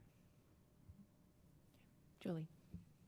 What are some of the adjustments that were made to the applications specifically? So the major adjustment was that there was an attachment to the application that involved a Gallup survey, which was an unneeded step. So we did remove that. So at this point, it typically is the basic application for the district, 2 references that have to be checked. And that was taking a little bit of time as well. So what we did in terms of adding to that step was I asked the person who makes the checks to not go beyond 3 days, so that if those people weren't getting back to them, they really needed to recontact the candidate and say, do you have another reference check? Or do you know that this person is out of the office? Or so that we could move that along. That was holding things up as well. Would you agree, though, that we're grateful that we have had some people step up, but we're still looking for more, and we'd We like that? absolutely are still looking. We will take as many substitutes as we can get, and everyone that I interview, once they're hired, I ask them if they have any friends. So, and I ask in my life. And thank you for your Everyone. autoresponder. I put it on my auto response, the application link, so if somebody writes me directly, they get it. That's awesome. Thank you, Bob. You know, what's the number you're trying to hit? When you have 40, you Well, have 20 more, that's 60. Honestly, we really do need to be over 100. Okay. We did before the pandemic, so if we could get back to, that would be normalcy. And we'll probably be at about between 55 and 60, I'm thinking, before the February break. It's good progress. Okay. Dan? Obviously, it was kind of hot off the presses, the Lamont's press conference today. But we've got February break coming up, and then come back. February 28th is the first day of school. I guess the question is, should we discuss when we want to revisit, or should we get a placeholder between now and then? Because I think it's going to be important that we, give you and the team time to kind of digest and come back, but also certainly for the board to have a forum for that discussion prior to kind of hitting February 28th. Oh, yeah, I definitely think we need to get together and meet and have discussion and just make decisions prior to the 28th. I just think that we may be workshopping some things before we get to a formal meeting and things like that. So I would, well, whatever the board Yeah. prefers. Yeah. I think, let's see what comes tomorrow, and then I agree with you. I think, and I was implying that we would come together before the break. Yeah. It's just how quickly will depend in part around, when we're going to have enough information in your meetings, so. Yeah. That's fine. In a workshop might make a lot of sense too. So I get that. I guess, and I guess we could always figure out to call a special meeting. Yeah, well, after our if next we need. our next general meeting isn't until March, so Yeah. we will have to call a special meeting. Okay. Yep, which we can do with 24 hours notice. Yep. Yeah. Great. So don't overschedule yourselves. Yeah. Okay. All right. Thanks for the update. Okay. All right. Budget update. Yep, I'll just very briefly speak to this. Anyone else is welcome to, but I really just put it as a placeholder. We had a meeting today with liaisons from the Board of Finance and the Town Council to talk a little bit about the budget. As you know, we are going before the Board of Finance tomorrow night. We'll be sharing the budget with them and in conversation. And really, the total ask without the insurance is below sort of, what trending guidelines and expectations, whatever sort of targets. So we're in good shape there. It's really the conversation continues about the Internal Services Fund and the best way to fund that both next year and sort of thinking into the future. So we had some of that conversation. We did talk a little bit about special appropriations, things like that. I think more conversation has to occur about that, and I think we'll have some of it tomorrow night, but it'll continue to roll out. So I just so the whole board is kind of on the same page with sort of where that stands based on the conversations we've had about the ISF. You feel like it's going in the right direction? I hope so. I think so. Okay. I know we have to fund it. These are our, our promises to our employees, and this is a plan that we have and we run. I think that a couple of different ideas on how to move forward. We'll just have to work through them. Okay. Yep. Yeah. Brennan. For what it's worth, my 2 cents on that was not totally. I think everybody wants to get to the right spot, but I think there's, they need to go through their process and work through it all. Yep. Okay. Yep. Oh, yep.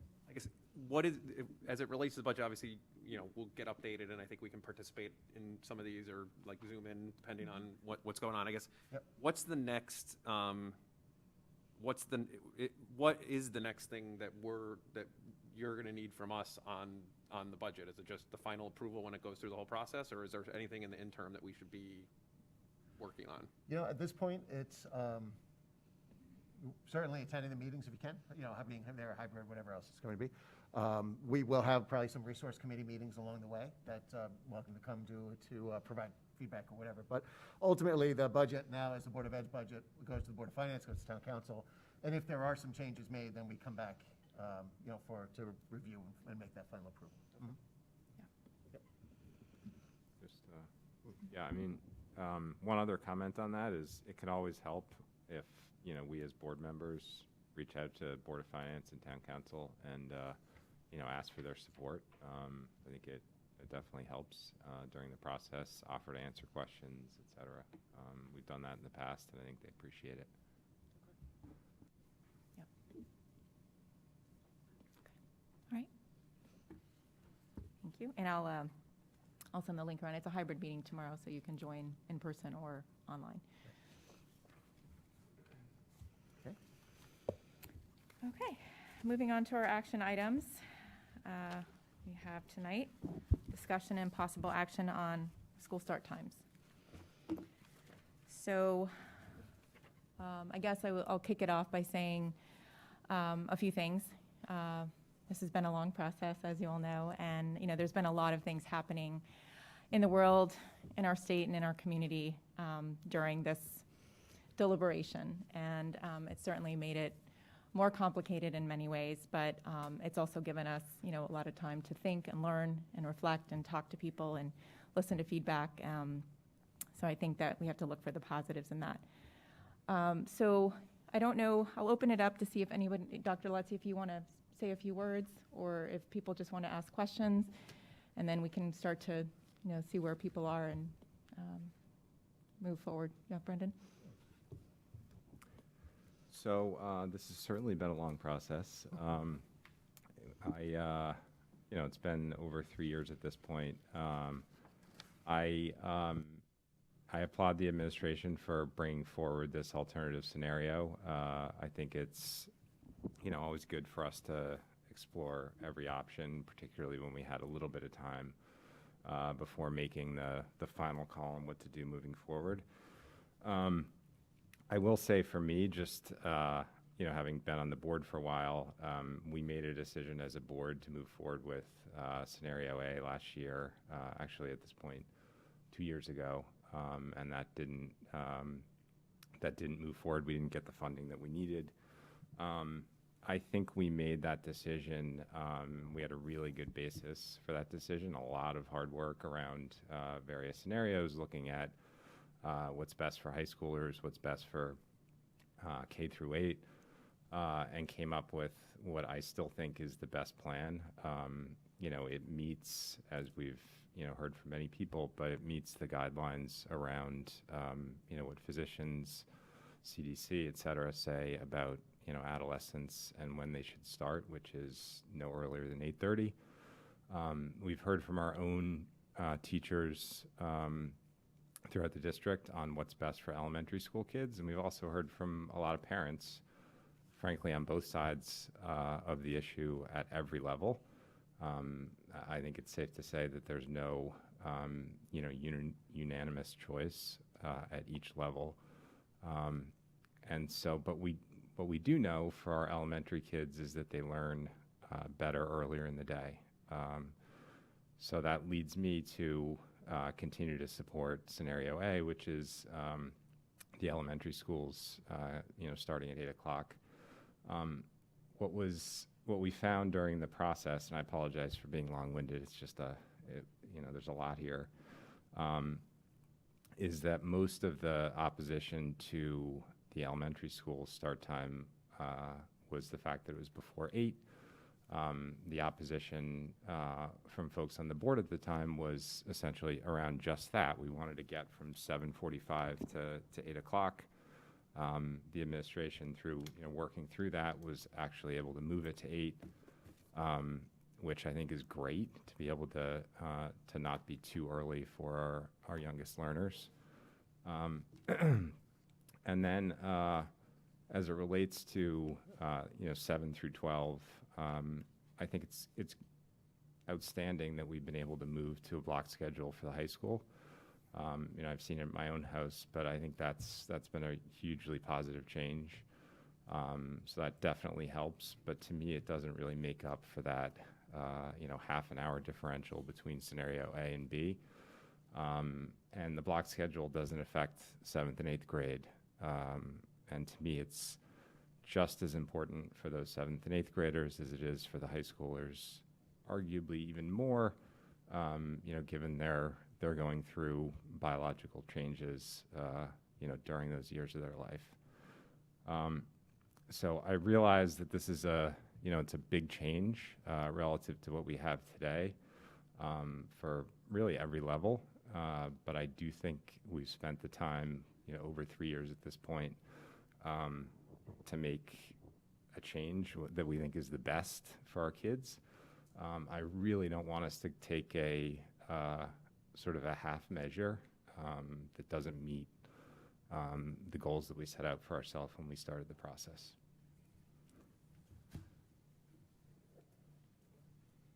Thanks.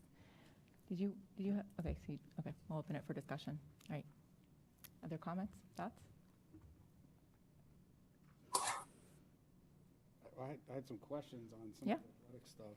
I mean, I don't know, wasn't ready to sort of comment yet, but on the, thanks for getting the athletic data, I appreciate it.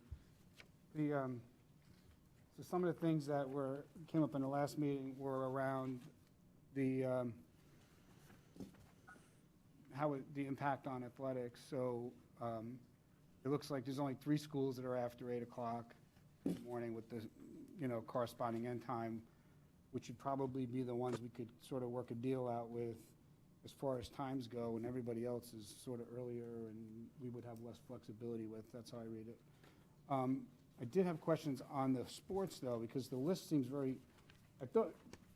I was expecting a list of like all the sports and then sort of like what the impact is. So like, varsity football is not on here, and that's a big program. So I don't know, is that what that means? They're not affected? Yeah, like varsity football wouldn't be because those are night or Saturdays. But I can't say every sport that would be impacted is here. It was really just sort of a snapshot of some pictures. Well, but you've got some of the bigger teams here. Like right? baseball, I know is not on there. Sure. So it's not everybody. Yeah, so I get it's hypothetical, but it's hard to understand what the impact is to athletics. I would just rather have a list that has every sport. And is it impacted, yes or no, and if so, by how much? Because then we can kind of figure out what the impact. If it's really low, then it's really low. If it's a lot, then it's a lot. But at least we can kind of quantify it. So this is great. This is like totally what I just thought the list was. I didn't understand what was going on with the list. So. Yeah, it's just incomplete. Yeah, okay. But we can. I can certainly complete it. That might be a good data point just in general. I mean, I don't know if it's going to change the decision, but to me, it's a good thing to kind of understand. Sorry, can I ask a question about that? Yeah. So this is a snapshot, and I don't know how many teams we have total, but is this like 10% of our teams, or if we were going to extrapolate it, how would we do that? Well, you need to know kind of how big the teams are too, right? Yeah, it's really about just the larger teams. Right, that you generally have here. And so when you get into, say you have freshmen, you have JV, you have varsity. Like varsity football, for instance, they play at night or on Saturdays, so that wouldn't be impacted. JV generally will play on a Saturday, so that wouldn't be impacted. Right. As we look at it. We heard golf is impacted. Golf is tricky. Right. Baseball, you mentioned, it's not a very big team, so it wasn't put in here, but it could definitely be impacted because of there's not a lot of lights. It's still right? 20 or 30 kids. Right, right. So, I mean, it just is just a function of time, and that's really all this was, just trying to and field hockey, something out. Field hockey has freshmen, JV, and varsity, and it's a pretty big program as well. Right. Probably so just similar. That would be a good list to have. But would it be fair to say that the numbers would be a reasonable amount higher of people impacted? Would have to be, because they're missing. Sure. Yeah. But higher than what's here, but that these teams in general that aren't represented here would be smaller? Like these are the bigger teams that are represented here? Well, again, you have soccer, lacrosse, softball. But I think field hockey is probably one of the bigger ones that's not here, which would be similar. The biggest team we have is track, where it can be 80 students or so that are on a single team. So, I mean, it was hockey's Yeah, I mean, admittedly, it's an incomplete data set for Yeah, sure. It that's was fine. just to give a picture of sort of what What it it is. could look like, Mhm. yeah.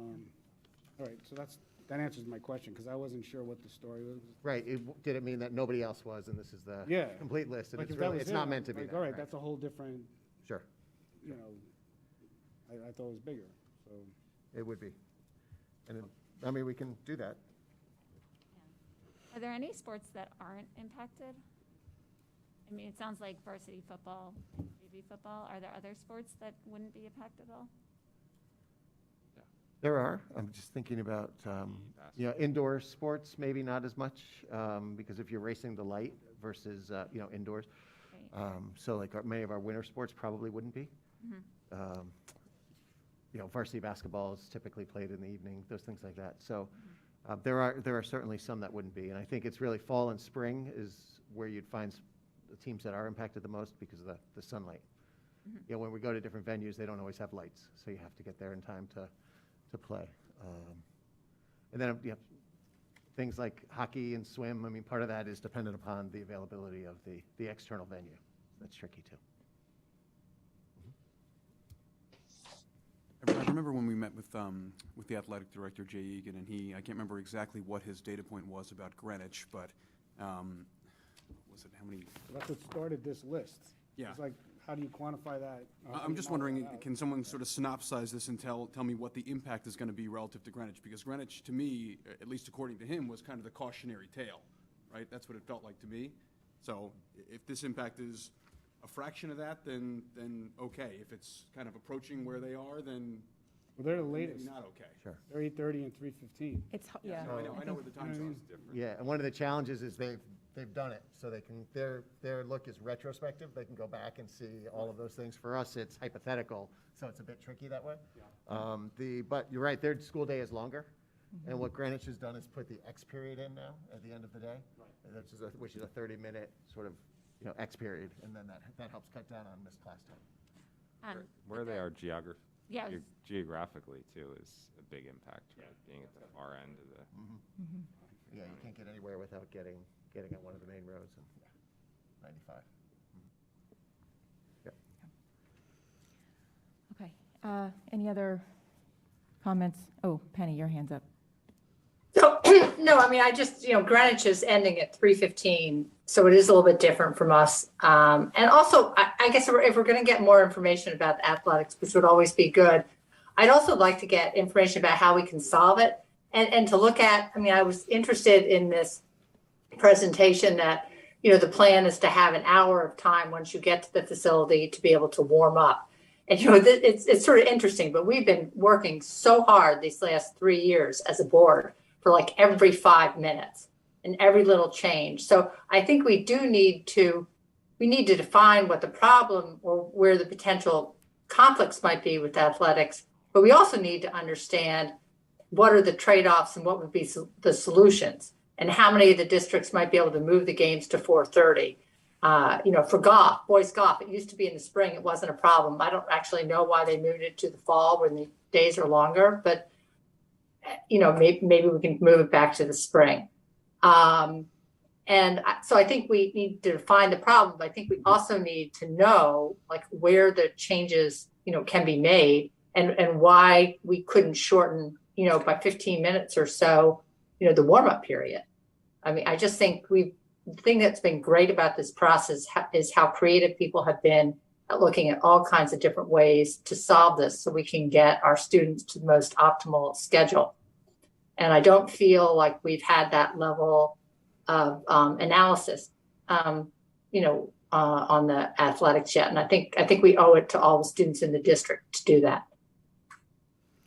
Well, I would add that in addition to all of the factors you said, it's hard to quantify because a lot of it depends on the exit time of the school you're playing with there. So if we're playing Greenwich versus Wilton versus Danbury, that will be a factor. In addition to the fact of saying if a student has to leave school early, are they leaving by 15 minutes? Are they leaving by an hour? Are they missing the entire period? That, of course, depends on the time of the contest as well. And then, depending on the time of the day, there's traffic. So we know that the merit only gets worse after, later you go. So all of those things factor, which is why I sense there's been a hesitation to commit to those numbers in terms of sports. So I think, we have to kind of make some assumptions, knowing what we know today and what we've learned from just, some of the other districts around us. Yeah, just one other thing I forgot to mention earlier is the bus efficiency in the morning. So we talked about this, over the past couple of years, mainly last year. In scenario A, because of the fact that you're starting in the neighborhoods with the elementary schools, you get about 20 to 30 minutes, depending upon what you're talking about. So the first bus is 20 minutes later, 7:20 instead of 7 o'clock.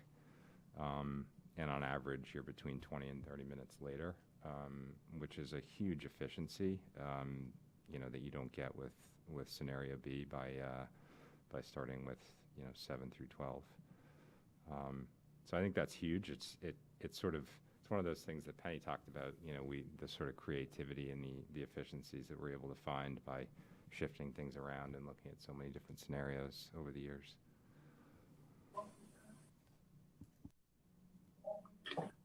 Opinions, thoughts? So I had one other question. Yep. And that was one of the things I wanted to know was, right now we have we have the largest middle school in the state, and it actually saves the town of New Canaan a lot of money to have that. But we've done it really well by sort of splitting it into 5 and 6 and 7 and 8. And in terms of using the building, we're using the building really well because we have 9 periods, and 7 and 8 are periods 1 through 8, and 5 and 6 are periods 2 through 9. But that works with the current schedule. But if, because I think we're about 45 minutes, 1 period off in terms of when the students arrive. But if we go to this new schedule, scenario B, we're going to be 75 minutes set apart.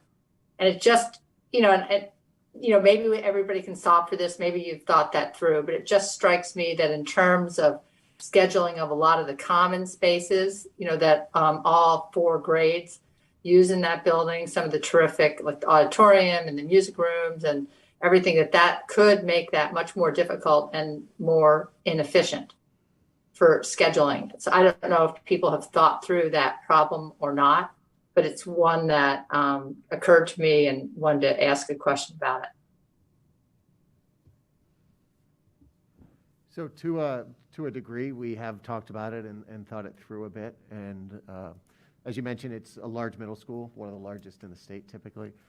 So we do have a good number of staff at each of the grade levels to support all of those kids. So we really were looking at probably less shared staff, which impacts our world language program a bit. It would impact some of our specials programs.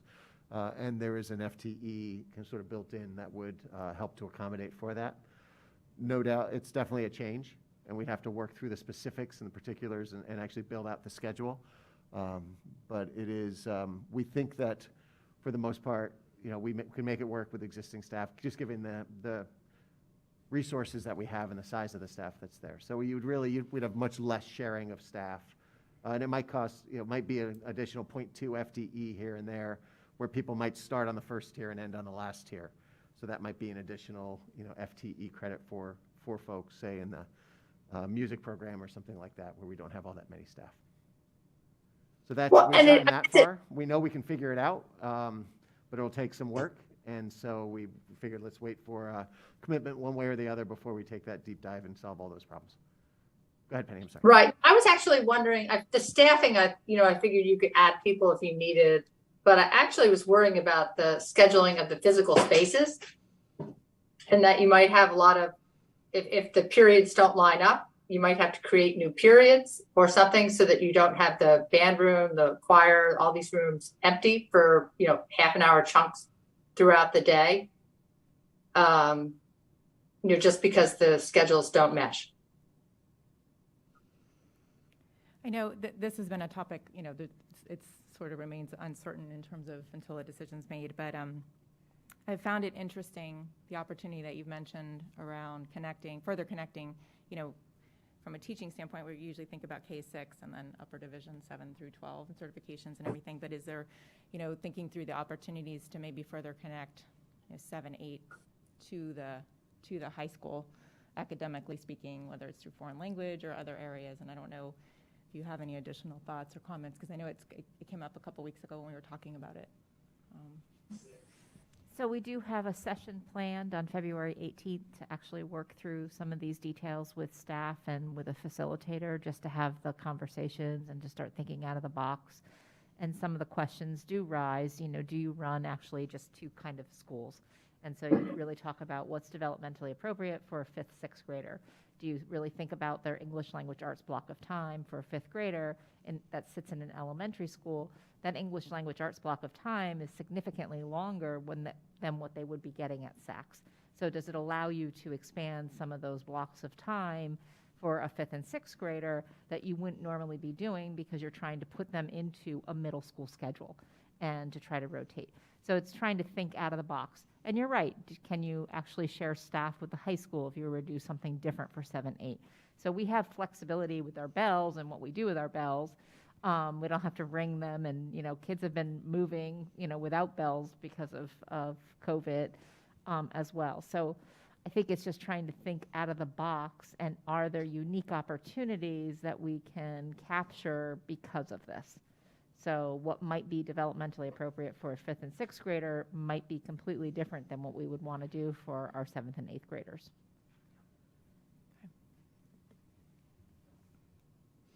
Julie.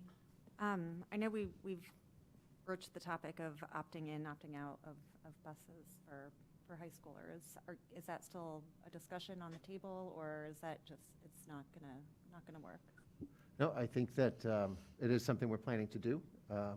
We might save a minute here or there. I don't think it drives a scenario one way or the other, but it's something we'll do. And and that is an important consideration in all of this. I mean, we set these out as targets, but we can't chisel them in stone. I mean, it depends where people live and the buses and how these things all get routed. And then when we get the decision, we'll continue to refine and try to optimize as much as we can. And that's a step in the optimization. And we can't ask now, right? So we'll do that when we get closer to the school year. But that and other things will help us to continue to optimize. And then actually I would look to the board to see if we can shave a couple of minutes, where do you think it's best used?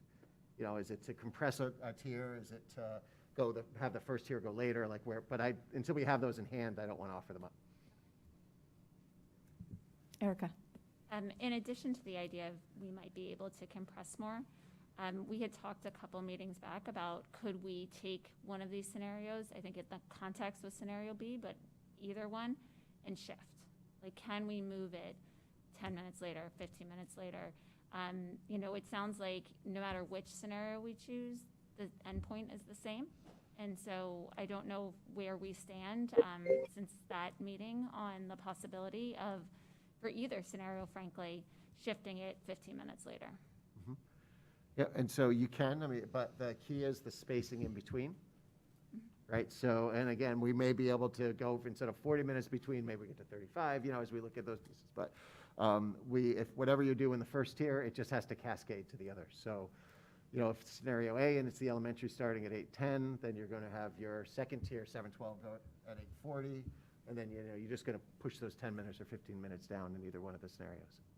But that could be okay from the perspective of when our 5th and 6th graders finish.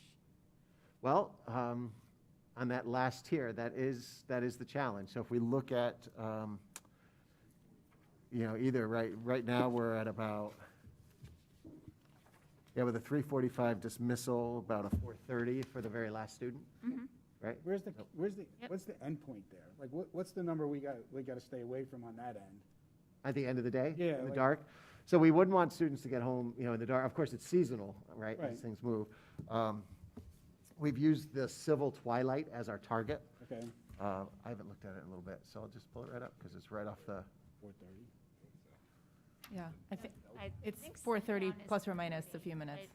I think civil twilight is more like 4:50. Oh, well, it moves, right? So right, I'm saying on the short seasonality. side.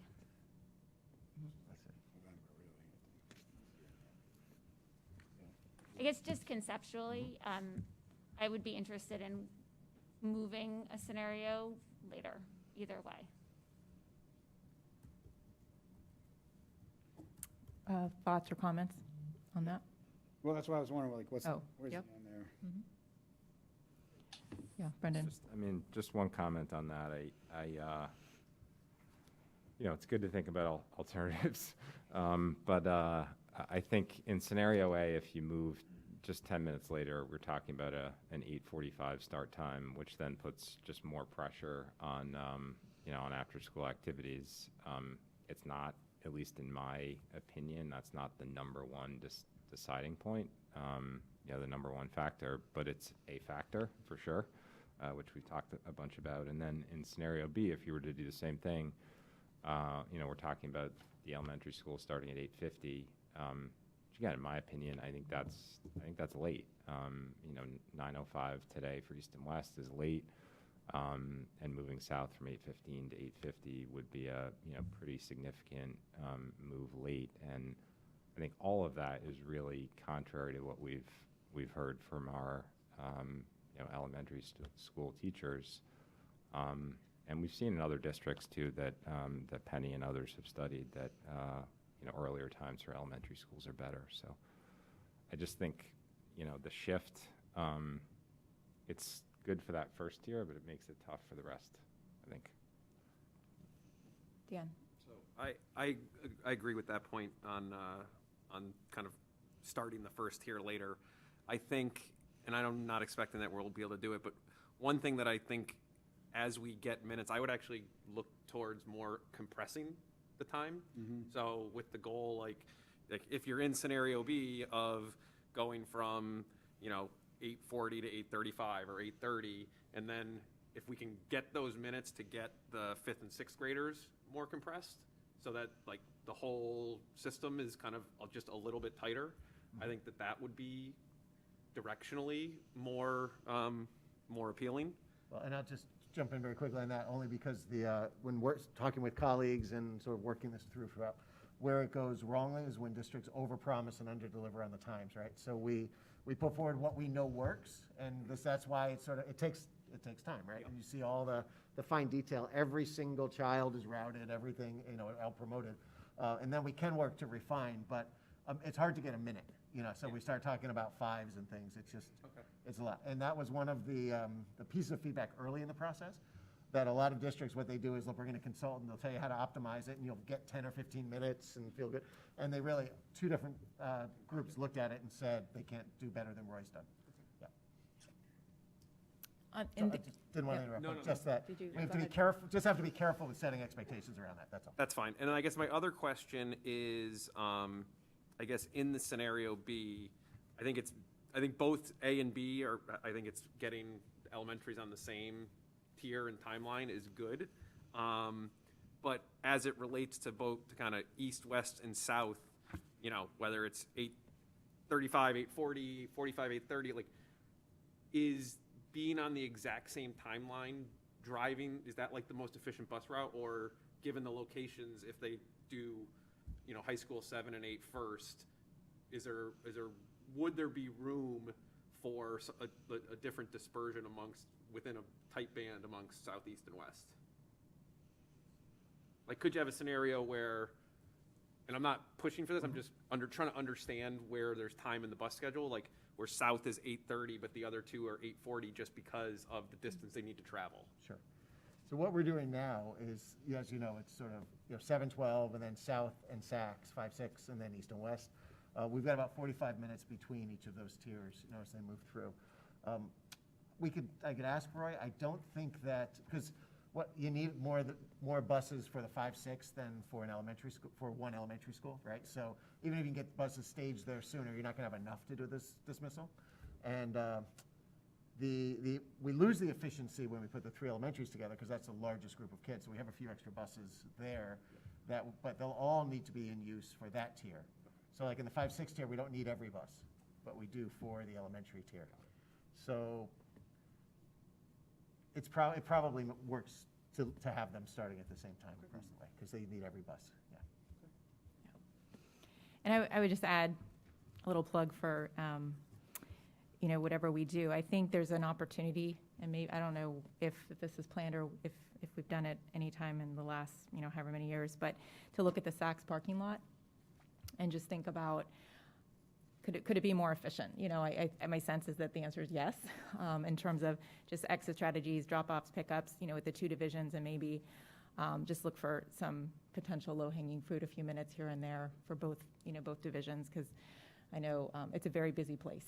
So As mother of middle school. yeah. So, and they do a very good job with the space that they have. I do want to acknowledge that, but I do think, I'm just not sure we've looked at it. So I think it could be something, over the next year or two to consider in terms of just looking for some additional, in terms of where the cars are coming in and out times a day. Yeah. Penny. So, this has been a long process, and we are getting to the end of it, which is great. But I guess what's always guided me in this is it started out as sort of a wellness initiative, and we've always been searching for what we thought was, given the physical limitations and buses that we have, the best result that will optimize, students' learning K through 12, and and their sleep, because we know that our current system is broken, and we should not be picking kids up at 6:30 in the morning. It's just wrong. So we need to do better. Both of these are better, but and Brian, you can jump in and correct me if I'm wrong. I still believe that based upon all the research and the recommendations and what we've heard, the A, which has elementary at 8 and the high school at 8:35. Or maybe slightly different if we can tweak it, optimizes the best learning time for the maximum number of students in our district. And that's what we're all about. We're about setting the best practices. We're about benchmarking ourselves, not against just the great high schools and public schools in Connecticut. We're benchmarking ourselves, we always have, against the best districts across the country and against the best private schools. And so if you look at where the private schools start, and they don't have to deal with busing so much, they're all starting their high schools at 8:30. And I think 8 o'clock is a significant improvement. But if you look at the students are getting that REM sleep that they really need in the morning.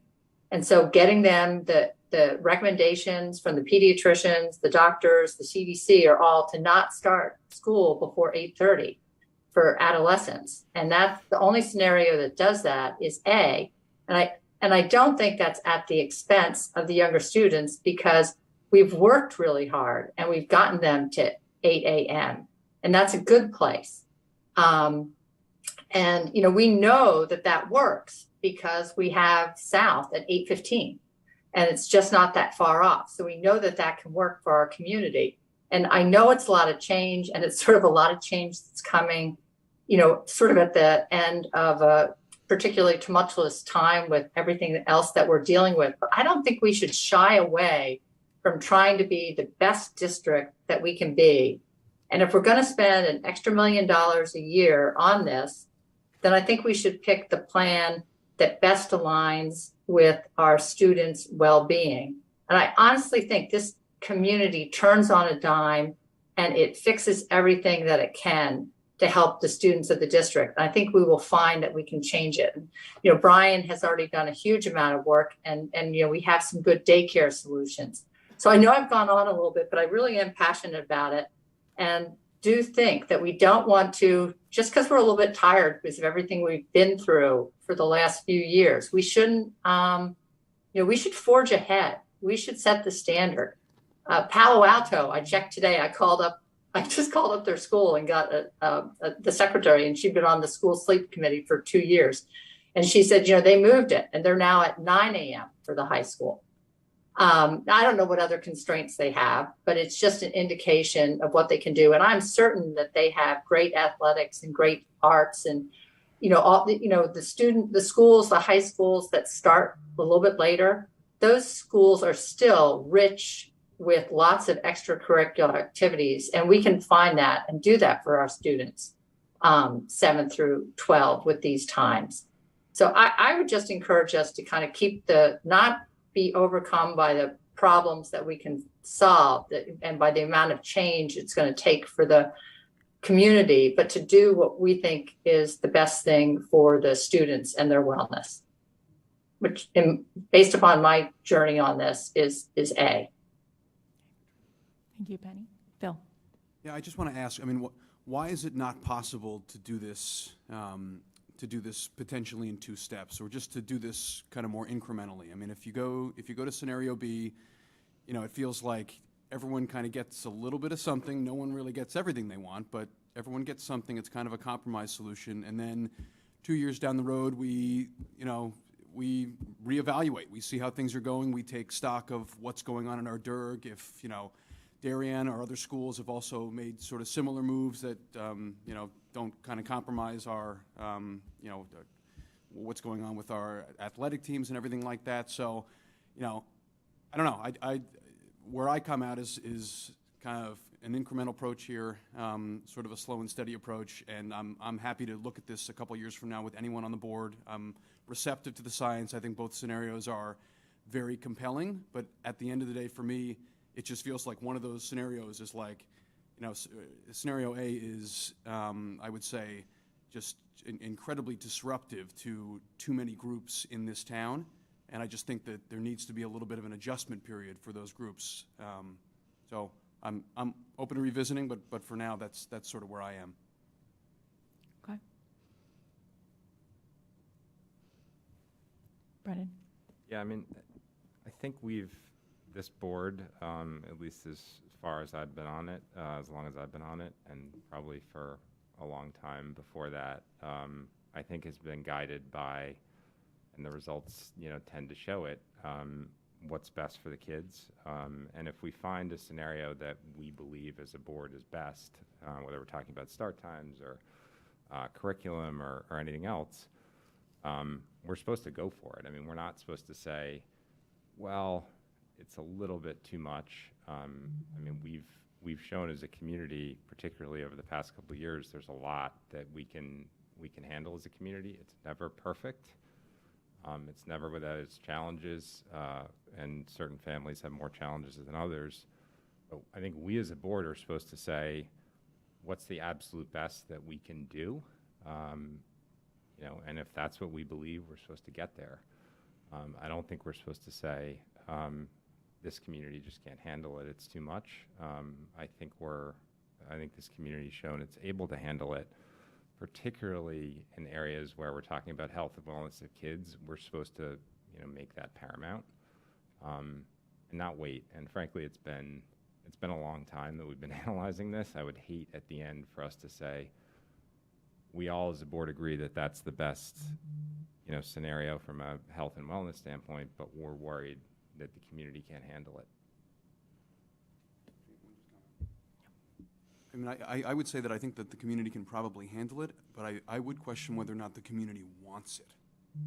You know, and I know we had the referendum, like I understand that, but it just seems like there's been so many groups and, you know, town luminaries and people who have just sort of said maybe the better approach is to just go slow on this one. And, you know, I hear what you're saying. I'm absolutely receptive to it. I wonder whether, I'm just not sure how receptive the community is to it. Well, go ahead, and then I'm going to offer my thoughts. I totally get that. I think the community, particularly when you're going through a lot of change, is nervous about it. We've heard that. I mean, literally every step of the way, we've had opposition to every scenario that we've looked at. We've had support for some. We've had opposition to everything. There's every survey that we've done. There's never been clarity at all. There's never been one scenario that's, you know, stood out above all the rest as the best scenario. It's been on us as the board to say, what do we think is best? That's totally on us.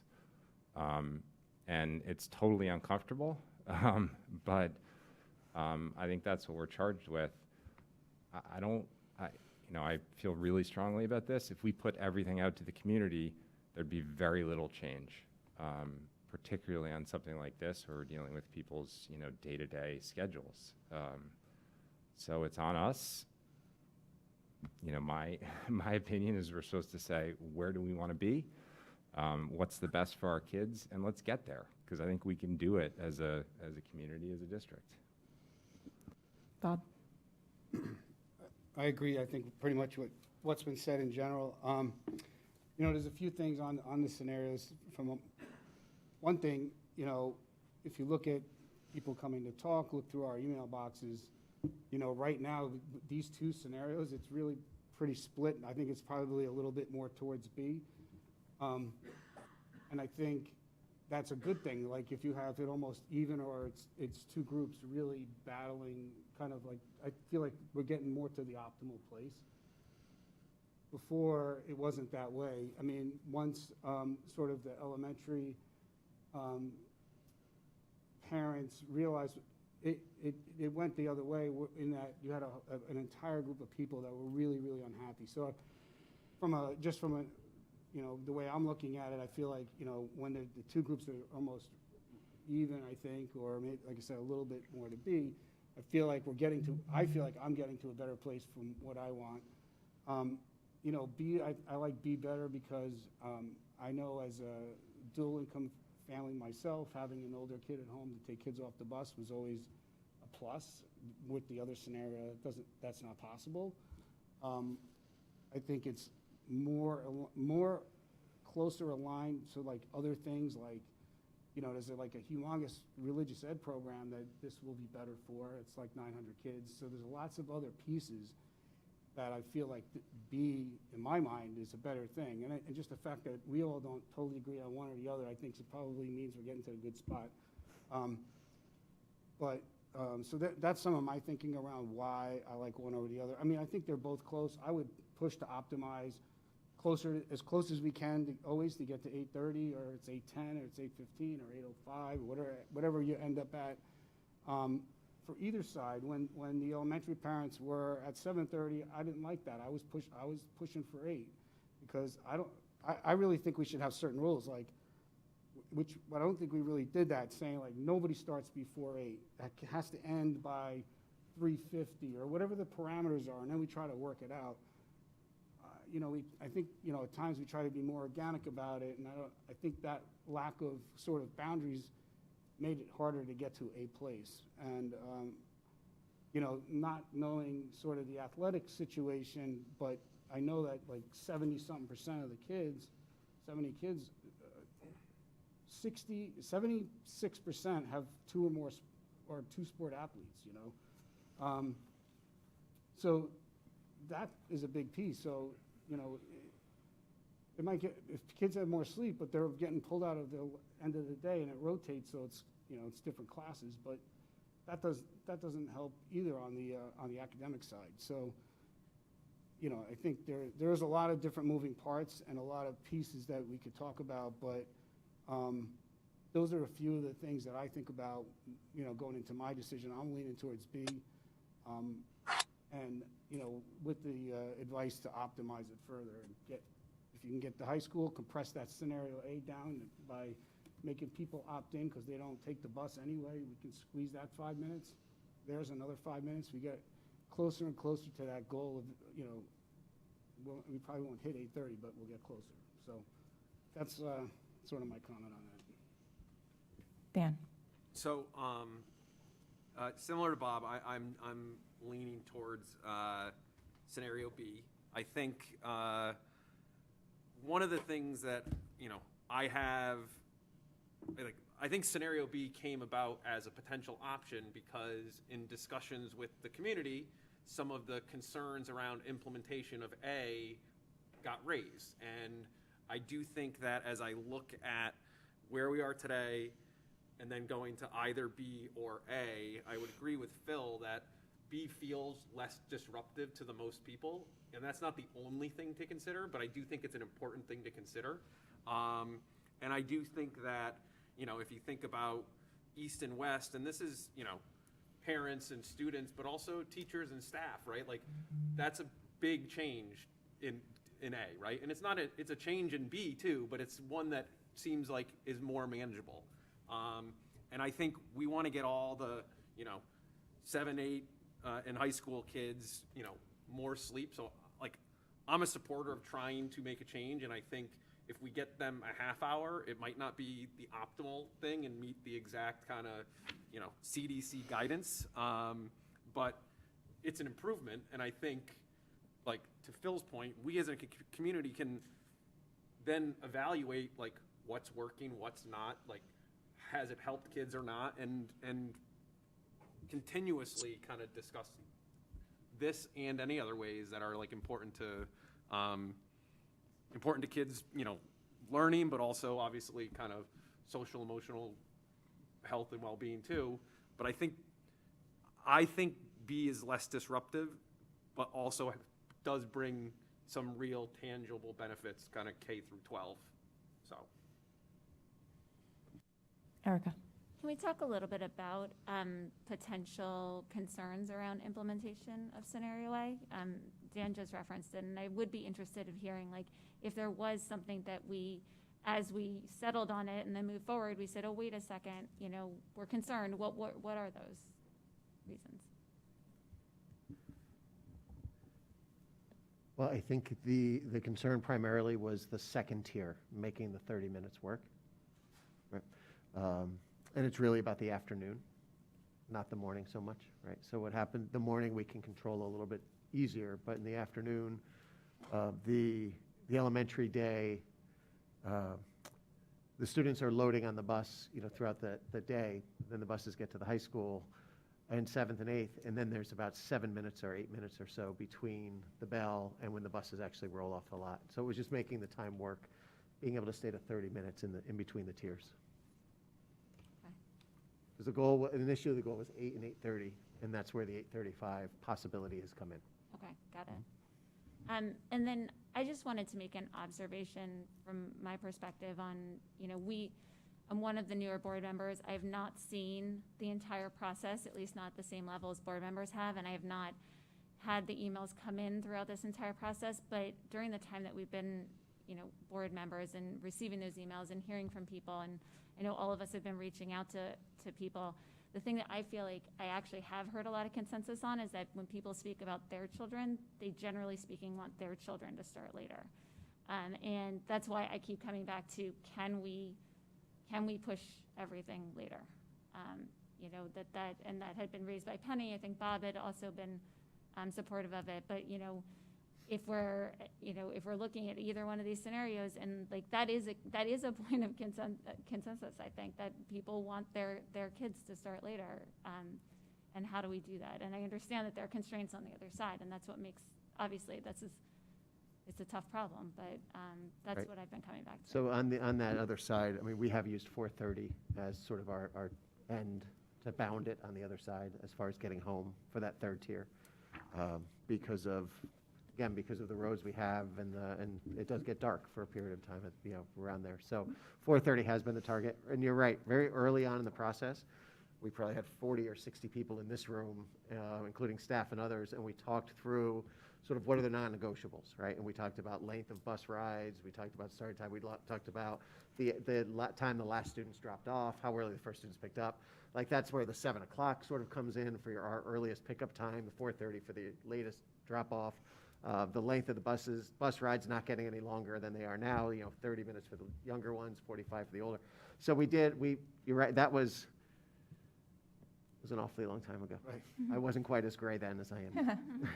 But, you know, certainly glad to share all of it with you. But it has guided, you know, part of what we've been doing. And it was, you remember that kickoff meeting, we had faculty, staff, parents, board members, community members, others. And then we've workshopped this a couple of times through the years and had focus groups with, you know, members of town bodies and things like that. So we have, but that's 4:30 was, and again, that was all that came out of that workshop. But the board ultimately, you know, can look at that and say, well, we want to tweak that a little bit. I mean, that's, you know, your prerogative to do so. But we looked at 7 o'clock for the morning and 4:30 for the last student.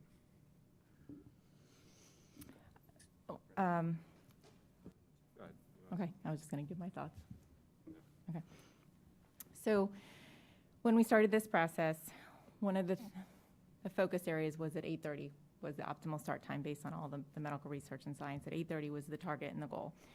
So I think over the last several years, it's, you know, been our task as a board to understand the trade-off between the benefits to our students and the risks, understanding that this decision impacts our entire community. So our task has been over these many years is to look at those specific factors that increase or decrease the likelihood of good outcomes for our kids, and to also consider the effect on our families, the community, and other stakeholders, and our education system in general. How does it impact everybody who's involved? I happen to be a parent of a 7th grader, a 10th grader, and an 11th grader, so I live these schedules every day. And over the last 6 months, I've been really tuned in. I watch, I observe, I listen, I lean in. I'm really trying to almost limit the spheres of influence and really think about this. I know what all the feedback is. I know there are very many views across the board. We've heard them all. We truly have. And it's pretty split. So I've been trying to narrow the focus on what is the best solution for our kids and understanding the constraints. And as we consider the area of impacts for our community on sleep, which has been the primary goal, stress, mental health, parent work schedules, transportation, childcare arrangements, traffic patterns, the schedules of our teachers, and more, I kind of came back to the facts and I thought, okay, 7:30 is too early for anyone. We know this from medical research. We know this from all the feedback we've received over the years. It's been a goal to align our elementary schools for a long time, and I think there are many benefits that we've heard about that. We also know that the block schedule has a positive impact. I think we need to continue to measure that and look for that, but all signs are pointing to this was a good decision for our students. And anecdotally, and I think we've heard some updates from Mr. Egan on less homework, reduced stress. Students like the slower pace, and I think I've been hearing, and a lot of outreach I've done in the recent weeks, that there is a sense that kids are able to go to bed a little bit earlier because they're only preparing for, homework for 2 to 4 classes the next day, given the split schedule. So keeping 8:30 as our goal, I think that was always the main idea, but I have to acknowledge that the decision cannot be made in a vacuum. I mean, I think there's an opportunity over the last recent months to sort of, rethink the idea around what is truly the best for our community and for our students. And I went back to the very beginning, and I looked through the American Academy of Pediatrics and its research paper that recommended an 8:30 start. And in its final sentence, it said, it lends its strong support to school districts contemplating delaying school start times as a means of optimizing sleep and alertness in the learning environment, and encourages all school administrators and all other stakeholders and communities around the country to review the scientific evidence regarding school start times, to initiate discussions on this issue, and to systematically evaluate the community-wide impact of these changes. So as we look to the community to solve, I asked the question, are we looking to the community to solve for all these impacts in order to achieve our goal? And as I thought about, is 8 a.m. appropriate for the high school? Is that a good outcome? And I concluded that it is at least a 30-minute improvement over sleep, which I think is significant. The students could begin their day with light. It feels very different outside at 7:30 than at 7 for most of the year. We align our elementary schools in either scenario. And I think we need to understand where our community is and the expectations of these we have to make on all of the groups on these transitions. The FCIAC end times, there's 17 schools in the FCIAC. The vast majority begin school before 8, and Greenwich is the outlier at 8:30. Westport is at 8, Wilton at 8:20. And we know that for Greenwich in particular has been challenging for many different reasons. On the K-4 front, 9:05 start we know is not optimal for elementary school learning. And South School has enjoyed an earlier time. 8:40 sort of splits the difference. And I'll say that I never had an issue with 8 a.m. start for elementary school. I think that 8 a.m. is appropriate. I'm looking at it within the context of the greater system. And then we have to consider, concerns around transportation, later in the day for athletic contests, leave earlies, childcare for younger siblings. And at the end of the day, for me, it's really thinking about successful implementation. And I think a successful implementation is what is best for our kids. And I, just based on everything I've listened to and thinking about this holistically, I think that scenario B is where we can be the most successful. So again, I think there's a lot to be considered around the upper and lower division split at SACS and that time gap. I think there are opportunities for further refinements around dismissals and, parking lots and things I mentioned earlier. And I think the block schedule, is another opportunity for continued assessment. So at the end of the day, I think a half hour is significant. I think doing nothing shortchanges our students.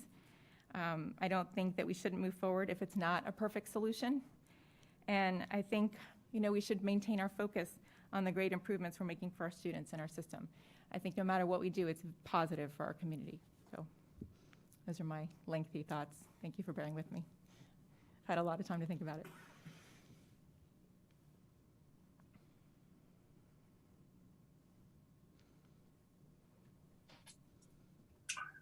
Penny.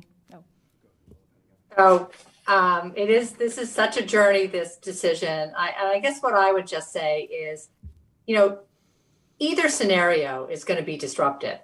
Either scenario is a big change.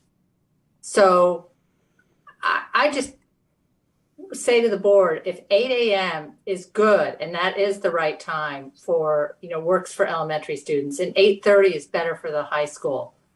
And if we were talking about 5 minutes earlier for scenario B, say starting it at 7:55 a.m., we wouldn't even be having this conversation. So we're sort of 5 minutes away from unacceptable in my view. So to me, given that 8 a.m. works and is a good time and aligns with elementary learning patterns, and 8:30 is a better time for the high school, even though it might be slightly more disruptive, both of these are big changes. Dr. Lutzy has solved the healthcare, has solved the daycare issue.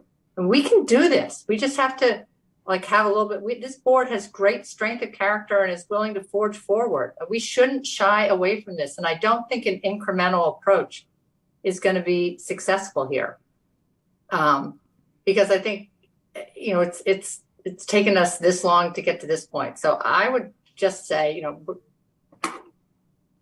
think that scenario A aligns better with the students, and I think the community and the parents, will rally around, and it'll be a little bit like the huge debate we had over full day kindergarten when that was instituted. It was a huge, very controversial debate. One of our former great Board of Ed members, Julie Reeves, was against it. Then she ended up being on the board, and she was, recognized how good it had been for the students. So it's a change, but we can do it. I honestly do think that. Brenda. And I think it's what's best for our students. Yeah, I'm not surprisingly in the same place as Penny. It feels like I can't speak for everybody on the board, but at least Katrina and I are on the same page, and I think Penny too, as to 8 a.m. being best for elementary school students, 8:30-ish being best for adolescents, 7 through 12. Totally acknowledge benefits of the block schedule, but that doesn't impact 7th and 8th graders. And I just think as long as I've been on the board, as long as I've lived in New Canaan, I've never seen someone in New Canaan, or I've never seen a Board of Ed or a group of people in New Canaan say, well, we know this is best, but we're nervous New Canaan can't handle it. In the last 2 years is case in point. There's a ton that this community can handle, if we come together on it and people understand why we're making the decisions we're making, that they're for the right reasons, and I think that will be the case here. Hugo. So this past summer, I was pretty happy that I wasn't going to have to vote on start times. And then we had that special meeting with Dr. Lutzy where there was this option B, and it just sounded so awesome because it was a compromise and it was going to make everybody happy. And then it set in immediately following that I'm actually going to have to vote on start times.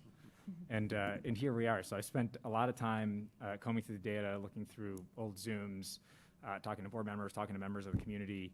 And it's been a very, very, very difficult decision for me to come to. And the things that I just keep coming back to, the disruption, yes, in the community. The fact that we've had a tremendous amount of disruption over the last couple of years. We've asked a lot of our families and of our community But one thing that no one's really touched on is the family dynamic. This is like multi-generations of a family dynamic where, I mean, I'm an older sibling, my wife's an older sibling, like would come home. I remember both my parents worked, and I would wait sometimes, I'd wait to get my little sister off the bus. And I think that that's an important piece that maybe it's lost because we don't have a ton of, or maybe as many as I did in my town of dual income families. But I think that this would be while, again, the data does seem to support an 8:30 start time for high schoolers, I think we do need to realize that we're getting half an hour and we're not disrupting or at least changing this massive family dynamic that I think is important, and that's the piece that just kind of keeps hanging into my head. I didn't really have an opinion either way. My kids, I always felt that 9:05 was a little bit too late for my kids at West. 8 o'clock, we just would have to work a little bit harder to get them up earlier, but it would be done. So not totally opposed to that either. I feel like Dr. Leslie, I don't think you would have brought option B forward if you didn't think it was a really good option. You've not led us astray before, so I feel like there's a reason for it. There's a reason for that opportunity, and that's how I feel at this point. Julie. I agree with what Hugo just said about there's a reason why this scenario B was brought to us, and it's been kind of hard to ignore. And the things that I keep coming back to are the dual income families. Dr. Lutzy, when you mentioned the students that have after school jobs, that really that I think that was a big point. I'd like to continue to keep looking at opt-in, opt-out for buses and see, like Erica said, can we shift things further? And Katrina, I think you make great points about the implementation concerns. So those are my thoughts. Okay. Other thoughts? Go ahead. So I was just going to say, Katrina, I thought you laid it out really well, and you've got a lot of, all of the history here. So I think that that's really helpful context, and I think that touching on like the whole impact and the different factors. So I appreciate that sentiment quite a bit, and I think that it's actually really helpful for the community to, I think, kind of hear that perspective. So I appreciate your comments. I guess, I've kind of indicated what I'm thinking. I want to hear from the rest of the board, but I guess part of it does feel like we are at a stage too where we'd like to, start to get into the implementation, right? So, for me, like at least I feel like I have enough to make a decision. I don't know if the board is there yet or not. But I do think it's important that pretty quickly we allow Dr. Lutzy and the administration to know a path and really start to work towards, the absolute best implementation for the entire community. Yeah, agreed. I mean, I think, yep.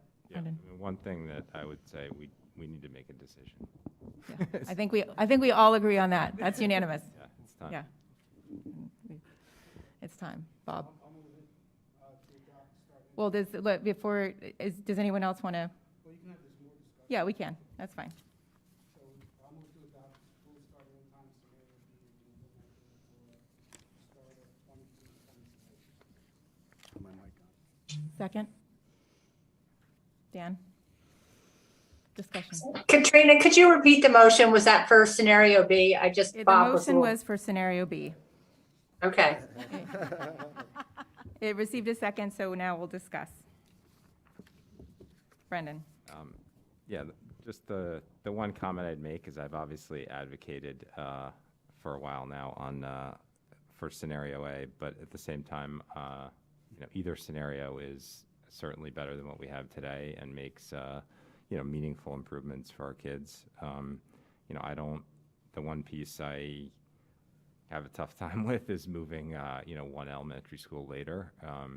But, it is what it is if that's where the board comes out. But I just wanted to make that clear that, I'm totally supportive of making a change, because what we have today is definitely worse than either of these two scenarios. Yeah, and I thank you for that comment, because I think that's true. I think the whole board is supportive of doing something, moving this forward and making a change for our district. So, okay. Hugo and Dan. Yeah, and kind of echoing, I think was maybe been said, but it also seems that there's still a lot of there's actually still unanswered questions that we're not going to have answers to until we actually start to implement one of these scenarios, right? So there still seems to be opportunity, and that's why, again, I feel more comfortable with starting with option B as a less disruptive scenario, if we can find ways during the implementation process where we can actually start to find time and start to move in a more favorable direction for everybody. So, yeah, agree with Dan and just making sure that we button that up as best as we can. Yeah. So, this is just a little context, and Erica made the comment about, a lot of the elementary age, or a lot of across the whole spectrum, I guess, wanting to be later. I would just my personal preference, so I have kids at South, they're at 8:15. I think that's fine. And if they were to go to 8, that would be fine too. My personal preference is actually on the earlier side, but one of the reasons I'm kind of in support of row B is, in support of scenario B is Freudian slip, is that it did feel like we've got a lot of comments from, parents and the public for the elementary time. So even though, for me, I'd be take my kids 30 minutes earlier in the morning. They're being a pain, right? But in the reality, I do think it's trying to listen to the broader community, even though, I would say, my personal preference is actually earlier for elementary, but it's really trying to listen to everyone and incorporate that in what we as a board decide. Yeah. Yeah. And I just to add to that, I reached out to a lot of people, and I was just trying to understand it from, so many perspectives, particularly at the high school, because I think we'd heard a lot from the elementary community, but, just understanding in these last couple years how, that I know we've heard a lot about the block schedule, but just, trying to understand it more qualitatively. And, I think the urgency around 8:30 felt a little reduced in terms of the need, because I think the block schedule has been good for mental health in general. In spite of everything that's happening in our world, I think it's as I said earlier, it slowed the pace down. It is giving kids an opportunity to have sleep-ins if they have that free, and it does decrease the amount of pressure and having to keep up with however many 4 or 5 core classes every day. So, and I know the concern has been raised around 7th and 8th grade, and what's in it for them, and I understand that, and I think I'll go back to what's in it for them is at least 30 minutes of extra sleep, and I think opportunities to think about what else can be done down the road with that sort of split schedule. So maybe I'm being overly optimistic on that, but. Sorry to speak again, but one thing that we've throughout this entire process listened a lot, which I think is good. We've gotten good feedback, but for me, I don't think we've ever gotten a clear answer from really at any level. So we've certainly gotten opposition at all levels. We've gotten support at all levels for the various scenarios. It's been really tough to sort of sift through it all and say, okay, this is the guidance I'm getting from this community of parents. I've just literally gotten zero clarity other than getting good feedback, which is why I've kept coming back to, okay, what do we think is best from an educational standpoint, and taking into account what the community said, but we kind of have to have that guiding light. Otherwise, it's really tough to make the right call, at least in my opinion.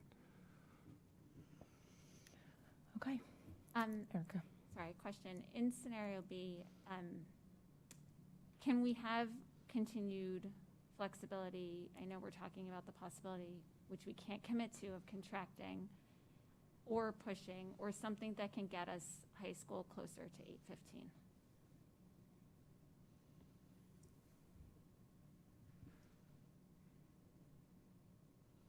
It may Bob be. says yes. Bob's shaking. Yeah. his head. Bob is. Well, the challenge is, again, can we look at it? Yes. Can we do it without moving the second and the third tier? Unlikely, right? So, if you're saying leave the second tier at 8:40 and move the high school to 8:10 or 8:15, that may not be doable. Because again, at the end of the day, the buses don't leave the lot until 8 to 10 minutes after the bell, and they have to drop everybody off and then get over to the elementary schools for that pickup, for that dismissal. So that's where squeezing that time, I can't say for sure, but again, I'm not, we've got to stay grounded in the physics of it, and it's a space-time problem. But I mean, whichever one we pick, we're going to continue to optimize. We're not going to just say that's the end of the end of the game, right? Oh, absolutely, absolutely. And it'll depend on who the actual riders are and the students and all of that. Yep. Yeah. Well, Whichever one it is. I guess what I would say is that any benefits that we're able to find, that they're going towards high school moving as late as possible. Yeah. So it depends. Again, depends on where you find the minutes, but I got you. Yeah. Yep. Understood. Just don't come back with C. No. Promise. Okay, unless there's other comments, I think we're ready to take a vote. Okay, so the motion on the table is to adopt school start and end time scenario B to be implemented at the start of the 22-23 school year. All in favor? Erica, Julie, Bob, Brendan. I'm just clarifying that Oh, I'm sorry. voting because I want us to implement in Yeah. the start time scenario. I'm in favor of A, but I'm voting. Yes. so that we implement. Thank you for that. Okay. Opposed? Penny. Okay. Thank you all. I'm in favor, but I would want it noted that scenario B is better than what we have and should be supported. I just support scenario A. Understood. Thank you, Penny. I appreciate that. Yeah. And I want to thank the board. I want to thank the community. It's been a long road, and it hasn't been easy. So I'm grateful to you all for the conversation, the discussion, and for getting to this point. And now we hand it off to you all. Got it. For implementation. We'll take it and run from here and provide regular updates to the board on how things are going. Great. Thank you. Great. We have a donation from the All Sports Booster Club. This should be much easier. So as you know, each season, the All Sports Booster Club donates a significant amount of money to the benefit of our programs. They believe that lowering the coach-to-athlete ratio leads to more effective instruction and increases the opportunities for positive student experiences. So what you have in front of you is a request to approve a donation in the amount of $45,032.18, and that's for winter coaching positions across all sports that you see listed there.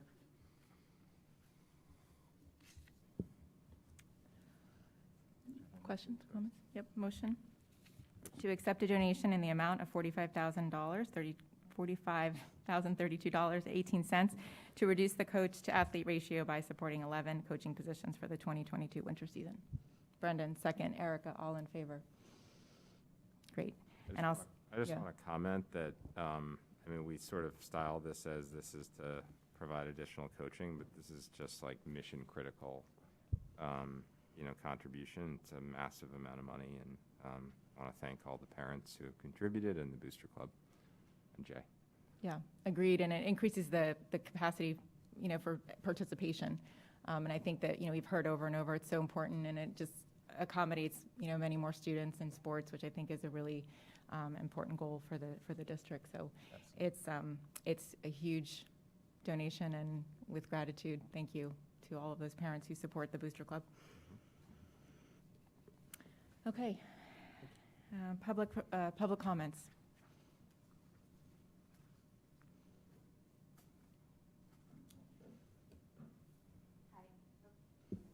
Hi, I'm Laurel Van Hooser. I live on Heritage Hill. Lamont's announcement today regarding the mask mandate, if events go as he implied, doesn't sound like a true victory for local control, and I think the board should be concerned about this. There was a Connecticut Insider article, I'll quote from it today. This order is among 11 that Lamont has asked the legislature to keep in place. When the emergency powers expire on February 15th, if the legislature approves this order, the mandate will remain in place until February 28th, when discretion is given to local leaders, Lamont's administration said. But it goes on, quote, "We would reserve the right to make a change to keep you safe," Lamont said, "should another COVID-19 variant arrive and drive up infections." However, he said it was unlikely that he would reinstate a broad school mask mandate, end quote. This sounds an awful lot like I lost my spot. An awful lot like the government would retain, in this case now codified by law, the ability to turn mask mandates on and off indefinitely, but with the promise to turn them off on February 28th, but again, retain the ability to turn them back on if the numbers require it by whatever standard they set. That doesn't sound like a complete sunsetting of mask mandate authority from the governor or the Department of Health, and is contrary to what I believe is Dr. Lutzy's and many other people's understanding. So it sounds like there's a lot of mixed signals here. I would call on the board to press harder on our legislators and the governor to clarify this issue, as it is of utmost importance that what the governor said today is not clear enough. And if the EO's executive orders are codified on February 15th, then who really ends up with the power? And if you do, then what will you do with it? But that's the question you need to answer, and you need to answer it before next Tuesday. Thank you. Any other comments? Okay.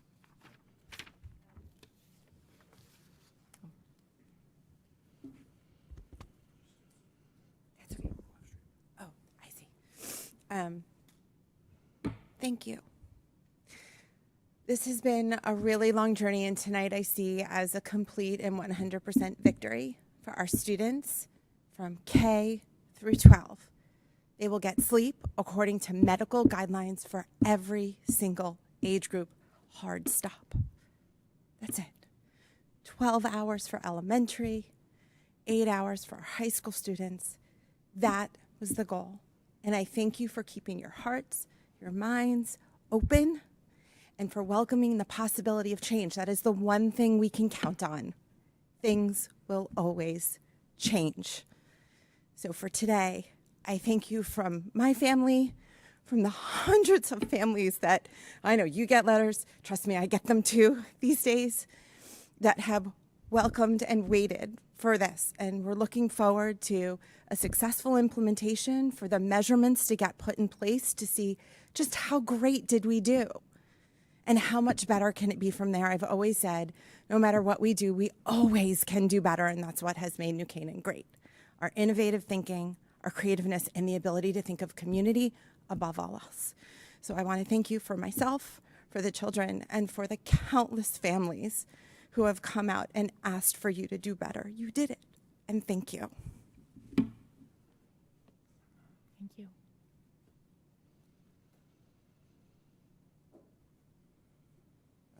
James Bash.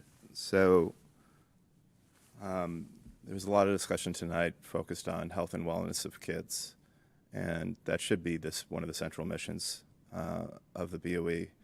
The best way to really reinforce that and follow through on that is to do whatever you can individually and collectively to end the mass on kids at this point in our schools. This should be a parental decision. Frankly, I don't think it should be a superintendent or a BOE decision. No one knows our kids better than our parents. These masks have very limited effectiveness. There's numerous studies that reinforce that. I think what you've heard over the last couple of weeks, especially from really impassioned parents, is how much, for many of them, these are having a negative impact on their social emotional development, on their physical development to some degree, definitely, and on their mental health development. And rather than focusing on the contentiousness, the divisiveness, the personalization of how we feel bad because we feel like someone's been vilified by someone's comment or is not understanding what they're saying. I think we really need to focus on what is the substance of what these parents are saying. And I just want to go one step further. I was really happy following up on what Jennifer was saying and Laura were saying about what a high school kid did to start a survey about the start times.